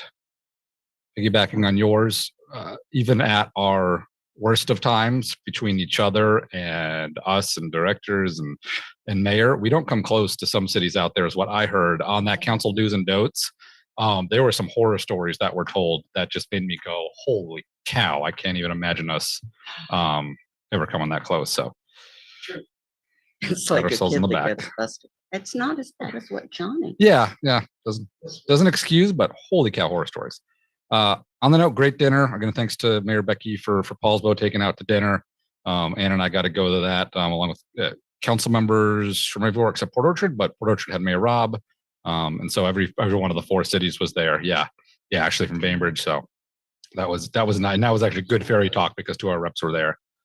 Other takeaways, state budget forecast I characterize as mildly optimistic. It's just, it sounds like, hey, things will stop changing night and day every other year for us. So fingers crossed. You mentioned everything else there. Yeah, I think that was it. It was very useful, but it was a much scaled down to the venue. Thank you very much for doing good deeds for the city of Bremerton. You went down there, didn't you? In Olympia. Yes, I also went down. And I missed dinner. I was busy. Sorry, I had a meeting to go to. But this is not like I've been down to lobby before. And so I think like and I'm sorry if I'm like being negative about things. I think that I you never know what's going to happen when the session ends, but I've just kind of like learned that sometimes these legislators already know what they're going to vote for. We're up against a lot. And so my perception of the feedback that I was given is my perception, and it's based on experience I'm not a pro, I'm not like a professional lobbyer, but I've been with a lot of different kinds of groups out there. It's probably like my 20th time going to Olympia over the years, But hey, I hope I'm wrong, and I hope I get to buy y'all pizza, and I hope we get moved up in the biennium. But other than that, I have nothing else to share. Fantastic meeting. A couple of new folks that I'd never met before. So next up on the general council business, it says here that I'm supposed to remind you about, we have another meeting coming up, apparently, the joint planning session is what it says, but our joint planning session, our retreat, which is going to be on February 24th, 9 to 3:30. Is there anybody who's not going to make it? Is everybody going to make the retreat? Okay, great. Okay, good. I got as many goals and priorities as people wanted to send. If you didn't want to send them, you didn't. You're adults. And but I got a lot of good stuff from all of you, and I look forward to facilitating. I'm going to say that and stay positive. I'm going to say that in the mirror. I look forward to facilitating the meeting. But really, it's been such a valuable experience to do that with y'all for the past couple of years. So I really am looking forward to being part of the process with you, on creating our vision for next year, and also looking back and seeing how much success we've made.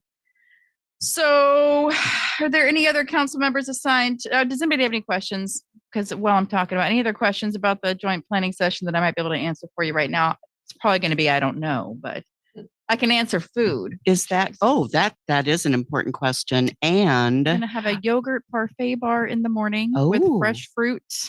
Make your own sandwich and salad for lunch. And there's going to be like an energy bar snack. There will be coffee. I used to do cookies. But I mean, that's not the most important part, but I know it's important for folks. So. It is important. And this is also a public reminder too, if there's department heads that can make it, that haven't confirmed, please, for our food count, do that too. Okay. So if the public wants to, they can come and watch?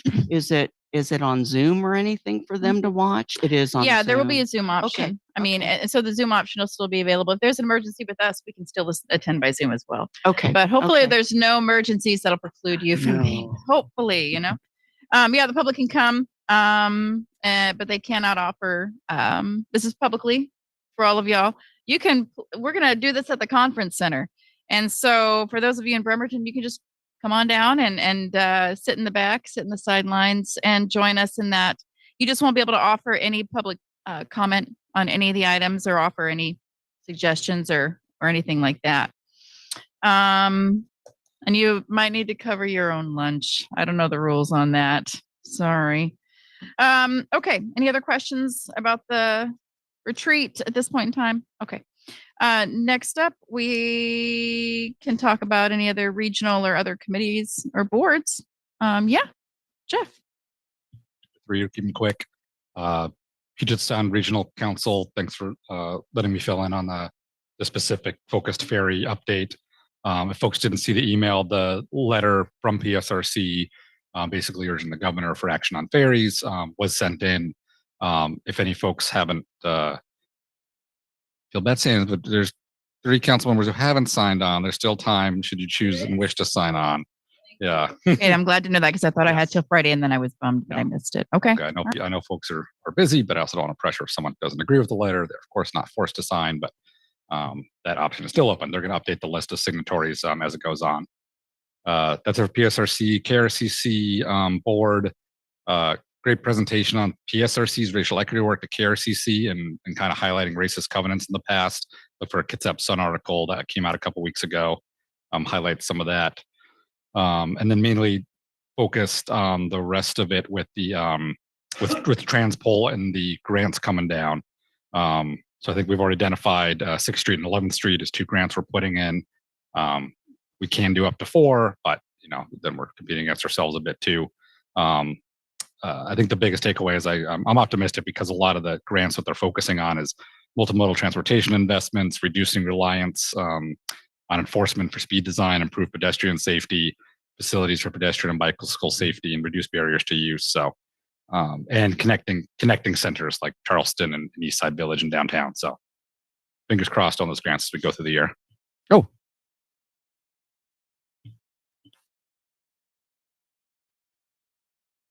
Judge Flood has a question for me.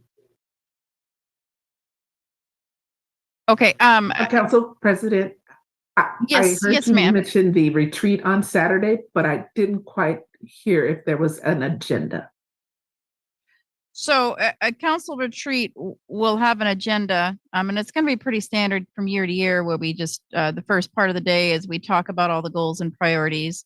And then the second half of the day, we kind of, we narrow it down. And so if you can come, that would be great. There might be some items related to public safety, but I don't have a specific agenda today.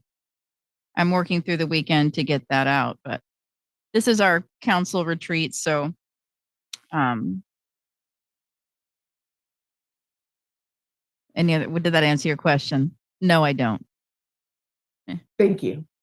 Yes, ma'am. Okay. Do you have any other meetings? There was one more that. Yes. Thank you, Jeff. Through KRCC, PSRC is working on a regional safety action plan. And so this is a study they're conducting, and it's going to start at like a regional scale analysis, then filter down to local recommendations. And it's, from my understanding, it's any sort of data that involves any sort of vehicle activity that they have. So they're going to start selecting consultants basically already and then engage throughout this year. So I think that's basically a free study we'll eventually get to help inform planning.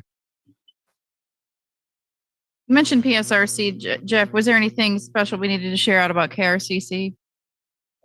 All except the ferries was through KRCC. Oh, I'm sorry. I heard PSRC. A lot was PSRC folks presenting at the KRCC meeting. So gotcha. Okay. So okay. Thank you very much. All right. Any other regional or other committee boards to? Yeah, Anna. Up transit. We had 2 meetings, so I'm going to try to shorten it as much as possible. The main thing that was really handy to have somebody from Bremerton on the board, because they were saying, well, actually the fast ferry takes twice as long from Bremerton as anywhere else. So if we're going to raise fares, we should raise them to Bremerton. So that got quashed, or I spoke and then it got quashed. That might be coincidence, but I don't think so. At the most recent Kitsap Transit Association, this I thought is a little interesting because off-duty Bremerton Police Department officers assist with traffic at 127.4K per year. They're in talks with Kitsap County to transfer this to county sheriffs, which I, in my uneducated, untrained way, think would be great, because the more time that Bremerton Police Department can spend being Bremerton police officers, the better for us. So I didn't say anything, but I'm just saying it to you guys. Really exciting things happened, like Transit Appreciation Day resolution was read, but the most important The only other thing is I'm elected as an alternate to the PSRC Transit Board and Transit Caucus. I'll be appearing next month when Mayor Rob Patansu cannot. And sorry, saving the best for last. I speak up every few months about extending dial-a-ride to Bremerton. And, you know, people just go to her. But with Christine Rolfus on the board and with Clarence Metawaki also newly on the board, they were like, yes, we should totally be bringing dial-a-ride to Bremerton. And this is exciting, not just for the immediate access it will bring, but because that's how they figure out where to put new routes. Not just where, but how often. So I'm having coffee with Director Clausen and they're putting it on a study session agenda. I know. All right. Sunday thing, but it's just like one. It's, yeah. See the value of it. Yeah. No kidding. Yeah. Janana, is there a new chair of Kitsap Transit? Mayor Wheeler. Yeah, we're gonna results now.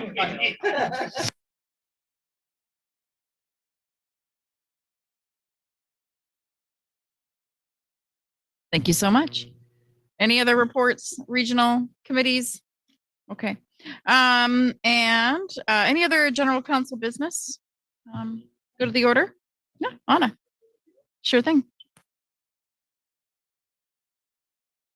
So I've been asking that we start sending around like a letter to department heads saying in 30 or 60 days, we're going to start enforcing the agenda bill policy. And this will be short. And for me, this would mean that the packet would be complete on Friday afternoon, you know, barring emergencies like sinkholes or fires. And we would have time to look at it and to ask clarifying questions. And it would not just make meetings shorter, but it would make meetings more to the point. We wouldn't have to, you know, like stare at small type, for example, as we had to do in the first item. There's a good argument to be made for, instead of having a policy, just having a network of good working relationships with personnel, you know, with staff. For me, the argument in favor of actually having a policy is that it becomes normal, and that when there is a new council, it continues to be normal. And so if anyone is interested in supporting me in this, please let me know. I haven't had any problems with what Anna's speaking about since I've been here. So everybody's been pretty timely and efficient with getting me materials. As far as I know from Christine, there hasn't been any kind of slips in that since, you know, for this year. So yeah, Jane. Well, it would have been like, we had a pretty long presentation today that was difficult to read, and that I feel should have been in our packet so we could have not only reviewed it ahead of time, but also able to read it. Yeah, and so I was thinking about that. And part of the problem with not enforcing it to have a packet in by Friday is sometimes there's new information that's coming in Monday. So the information that they're presenting could be outdated if they have new information that comes in on a Monday or Tuesday. So the materials should be in our packet for our council meeting, but when it comes to a presentation that's in flux, how do you want me to handle that? I mean, because I don't want them to have to give you something, have to present, submit it Friday if there's going to be new information they're going to get on Monday or Tuesday. So, well, they could send in an amended one. Okay. Or just say on Friday, you know, we expect to get A, B, and C from these other people. So on Monday we'll send it, or Tuesday, just so I think it time in advance before the meeting. Well, and then to read along. I think and I think I totally understand. I think what would have been helpful was to have I haven't looked at my emails since about 4:45. So did we get a copy of the presentation from? Okay. Yeah. And so Kylie has her hand up. Let me go ahead and defer to her. The collective. Yes, Do I have a representative from the collective? One of the issues with giving our presentations to you beforehand is that many people like to walk people through their presentation and explain what's on the slide. The slide is not meant to be read in a vacuum on your own. It can actually even be confusing or something. It's a part of the presentation of the material. And so I think that's one of the, I guess what the collective would say, the reason we don't want to provide it ahead of time is so that we can walk through the slide presentation. So if there's a presentation and there's often accompanying, like a contract or something like that, that gets put in the packet. But then the presentation, the PowerPoint, is what we are using to present that information to you. I mean, otherwise, why do we even come? I mean, if we could just send everything to you and just wait and see what you do with it, right? Right. No, but that's what I'm saying is like sending it all ahead of time. If there's things on there that if you don't have the context and you can't explain it, it makes you just say, well, just never mind. I'm just not going to include it. So that would be what was that? And a presentation isn't part of the agenda bill required materials. So the presentation itself isn't required to be submitted as whole. And Michael, I saw you. If I'm presenting that the presentation's myself in person presenting, and that's just like a handout. It's like an extra piece. It's a visual aid. It's whatever. But also, if I'm presenting, I don't want folks looking ahead at stuff and then misinterpreting or something. I want the chance to introduce the information to you, and then you'd like a copy of it. I'm happy to send it to you. So. When I teach classroom stuff, I don't like to pass out information because people get distracted. So I want them to listen to me speak. Denise. So one and half a dozen of another, because I think I totally get what you're saying, Kylie. And it's not fair to us to be walked through a presentation live and be expected to process it, digest it, have thought about it, and ask questions. And so what it does is it stalls. And that's why sometimes we go back to another study session. And so if y'all are cool about hearing from Denise, sorry, I didn't have a chance to think too much, but now I want another study session. I think I know the rolls of the eyes that I would get with that, because we've got a grant deadline, or we've got this, or we've got that, because it's wait, hurry up, council. And so I think what I'm saying is I'm not getting enough when I see an agenda bill with absolutely nothing behind it, and I'm expected to use a verbal presentation to think of immediate questions. It doesn't work for my style of processing, and the issues that we're dealing with are too important. So if there could be some kind of, I'd be happy by Monday night if we had it. But then I have a different schedule than everybody else does. I could review it in that amount of time. I do believe that when, and I say this as being a culprit myself, when I was staff, if the deadline's then, and I know I don't have to give a presentation until Wednesday, and I don't have to send that presentation out before, then my deadline is Wednesday. And that's not right. That's just abusing. I think it's expecting us to make. I think what you're going to see is less PowerPoint presentations and more oral presentations. I think they'll scrap presentations. Turn your mic on, Michael. What were you saying again? Can you repeat it for the public? I think we might run into situations where we'd actually see less presentations because of that.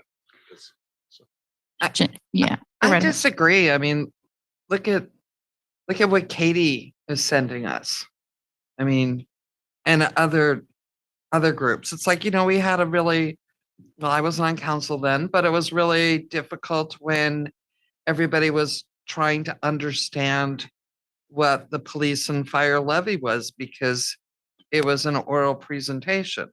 And so they came back again and they had numbers down, and then the council could see it and say, okay. And I think a lot of these things too, the public's interested in knowing. And there are members of the public who read our agenda packets too, because they call me up the day of. So, and I get it. It's not like every single time you're going to be able to. I fully get that. But I think that the majority of the time, we should have it in our packet, not just a blank page. We're going to talk to you tonight. And I think we do. And the council president has said it's not currently an issue. So. Well, it's not an issue for her. Well, let me, now that we're pointing the fingers at me. No, I mean, I don't agree that they need to have a PowerPoint. So I guess there's nothing precluding you at the time. We have the email our questions to these department heads if we have questions to process. That's and they've been super responsive to us. Working well. So make sure you can hear you because people want to hear us. Yes. Right. Well, no. When you get to the study session, you're given a presentation. You leave. We work all week at this job, technically, but we also have our own lives. We also have part-time jobs and so on. But when you dedicate your time to council time each day or whatever you do, that's when you should process and think about the questions you have for each of these agenda items. Having been in education for quite a while, I can tell you that it's not standard to have like a PowerPoint presentation ahead of time. And an agenda bill gives us the hot points. Now, if you're asking for something like an agenda of that item, I can understand that. Do you know what I mean? Like here are the hot points we're going to hit on for this meeting. But at the same time, I mean, working all the, these presentations can be fluid. And just like the presentation we received today, there was some new information that they received after having a meeting that they, with WashDOT. So they couldn't give us the same deliverable on Friday that they were able to give to us today. And I absolutely agree. There will be less PowerPoint presentations delivered. No, not shame on them. It's sinkers. It's not shame on anybody. That's just how it is. It's not a matter. I mean, there's more deadlines. There's so many deadlines to meet. Our study session is important, but there's so many projects in flux that having to navigate between all these projects to get all the newest information possible and the best, most quality information that they can so that they don't get yelled at by us, which we've been doing on a regular basis for a year. They're trying. They're trying. So hang on. Deteriorating this conversation. I'm concerned about that. We're simply a council that is requesting information related to an agenda bill before study session, if possible. And I don't think I wouldn't be in a finance committee that didn't give me finances before to review. I wouldn't get, committees review. I think it's a policy we already have. It's a policy we already have. I'm going to defer to Director Riley, then to Anna, then to Director Nucky. So yeah, just to add some perspective. So tonight, just a reminder, tonight was a information only item. Yeah. So we weren't asking you to make a decision. We were bringing information for you to digest at a later date. So I'll just bring that tonight. And so that was a PowerPoint presentation with nothing behind it, and that's why. I think administration, we fully understand you want more data behind the packets. And I think we owe that to you, or the contract, some context. I'm not comfortable providing my PowerPoint presentation to the council a week and a half early before I've really developed it fully. I don't want you leading your way through it. That's my document to help lead the context of what you have in your packet. Let me lead the discussion so I can maybe answer your questions before you have them. That's how I use a PowerPoint. So packets are required to be in the Monday prior to the following Wednesday. So I'm still working on that. After I got all the contracts and the agenda bill done and done all the minutia that takes to get that loaded, I'm still working on that PowerPoint the entire week and probably into the weekend and into Monday talking with Tom. Hey, what do we do here? Oh, we got new information. Let's get that in our presentation. So I'm working on that. I'm not comfortable. That's not how I like to lead that conversation with PowerPoint. It's just a tool. It's not the documents. And then two, we still work on those. So we'd be really compressing a lot of time if we're trying to load that in. You've already read it. Now we're answering questions that we might have got to. So that's just, I think, from my perspective and some of my coworkers and Tom can probably speak to it too, because he builds a lot of presentations. So and the time it takes to put those all together and really vet those. So, but that's just my piece. So thank you.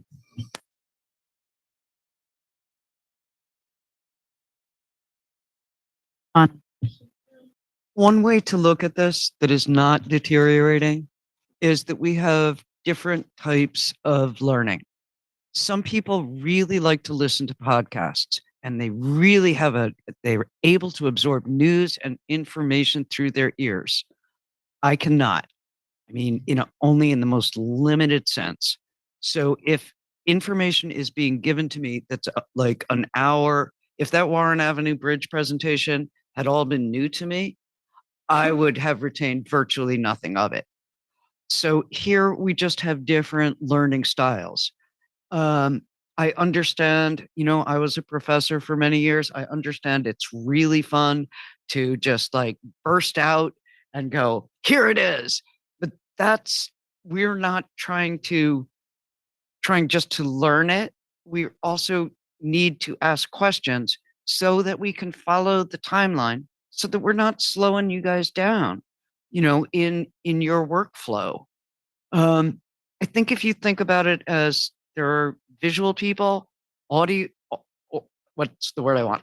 There you go. Thank you. Auditory. And then there are people who really only absorb information from reading it, and from reading PowerPoint presentations. And I must say that I'm certain every member of this council will agree with me that at least 90% of all PowerPoint presentations consist of someone reading each word of the PowerPoint. So, yeah. So this might be another way for people to enjoy doing their presentations where they could just give you the gist. Thank you. Want to ask our former council presidents that have been here. Okay. Have you ever? Hey, come on in, Mayor Wheeler. This is good. This is good. Say that again on the mic. I think you could be included in this conversation. I want to hear from these former presidents about your feelings about requiring department heads to give their PowerPoint presentations as part of the packet. I'm happy to keep my thoughts short. The agenda bill policy is 99% an administration policy that's governing how the mayor's staff will submit stuff to council. If there are changes, after the deadline of Thursday, Friday on the council's packet, that's council president's purview. I don't think in my tenure I ever got a request that was unreasonable or anything. I think I basically, it was nothing where it was a whole new item that didn't have a good reason for coming in. So I just want to put that out there, and the council president has the leadway that they need to do that. Besides that, my thoughts are staff should present the way they feel they're going to get feedback from us. If I think they're listening to everything and should adjust accordingly if able, but if they want something to go smoothly, they know us, they know the questions we're going to ask. If I'm seeing something really big that I've never seen before last second, going to take a pause, hopefully, and not rush the meeting and go through it. And so it may take longer, and they know that. But I think it's totally up to staff how they want to present, and they've heard everyone's individual feedback.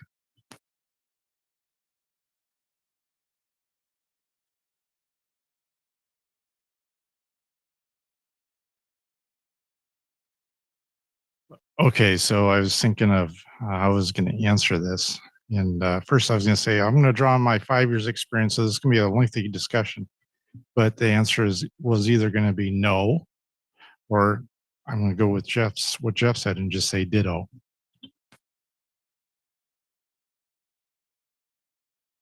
Michael? I guess I already kind of know your Well, feeling, but Yeah, I'd say ditto. It's just not a problem. A packet comes together, and if something needs to be changed or added or pulled, it comes to the council president and with an explanation. It's like going in front of the principal's office and it gets explained. So again, I don't see this as a problem. As far as learning styles, that's why we get it presented a week before we take any action on it. So there is time to, review documents, ask more questions.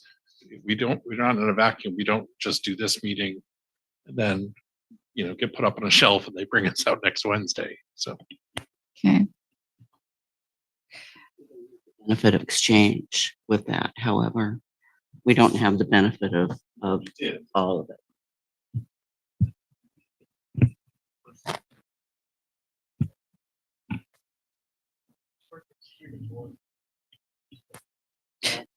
Okay. All right.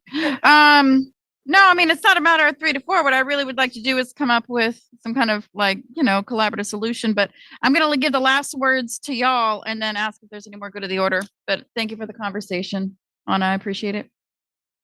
Just a quick comment. So a lot of what I was going to say, actually, Mike already covered, but specific to the presentation tonight, there was no action associated with that. And to be honest with you, there's no way we could have provided that, a week early. Wouldn't have happened. We would have pushed this meeting out 2 weeks. This is a very important topic. We wanted to make sure that we weren't holding back information. The report from WashDOT we got last week. We had a meeting with WashDOT on that on Monday of this week. So we were trying to put that out as timely as we could. And I can tell you that, just today, Shane was working on some of the costs to make sure that the escalation was appropriate. So if we have a hard deadline like that, we're going to be delaying things. I mean, it's going to impact us, it's going to slow things down. It won't be helpful. Yeah, Director Riley, and then yeah, go right ahead. All right, thank you. Just for real quick. So I think we all have heard the request from council. So I will say, I think we can do have an approach to providing information that's in the packet that maybe provides a summary level that is digestible early. It's probably not going to be the PowerPoint, but something that drives you to the key points, that at least has takeaways from a contract, from a discussion, a budget that would maybe be more digestible. So when you come here, you feel like you're more informed. I think we've tried to move toward that. I've seen some meetings where there was nothing. It was all just verbal. So to respect everybody's learning style, and they really want to have an informed discussion. I personally will take that challenge and try to bring some of the council at that level. It will not have a nice P in the document that says PowerPoint, but it'll be a Word document, something that will help support your agenda packet. Hopefully that will help. So. Dan, I'm gonna let you have the last word on this. And I might take one quick last word to call us close, but go right ahead. So if I understand this right, internally you need to have your agenda packet ready 10 days before our meeting. Is that correct? So I think, they're saying the Monday before. So it's 10. Yeah. I think all that anybody, at least for me, all that I'm asking for is that even if it's a half hour before the meeting, to have it, if there's a PowerPoint, I mean, I couldn't see anything. And we're readers. I couldn't see one thing on that presentation up there. So if those are just sent so we can go along and see it, I think that's the information that would be really helpful.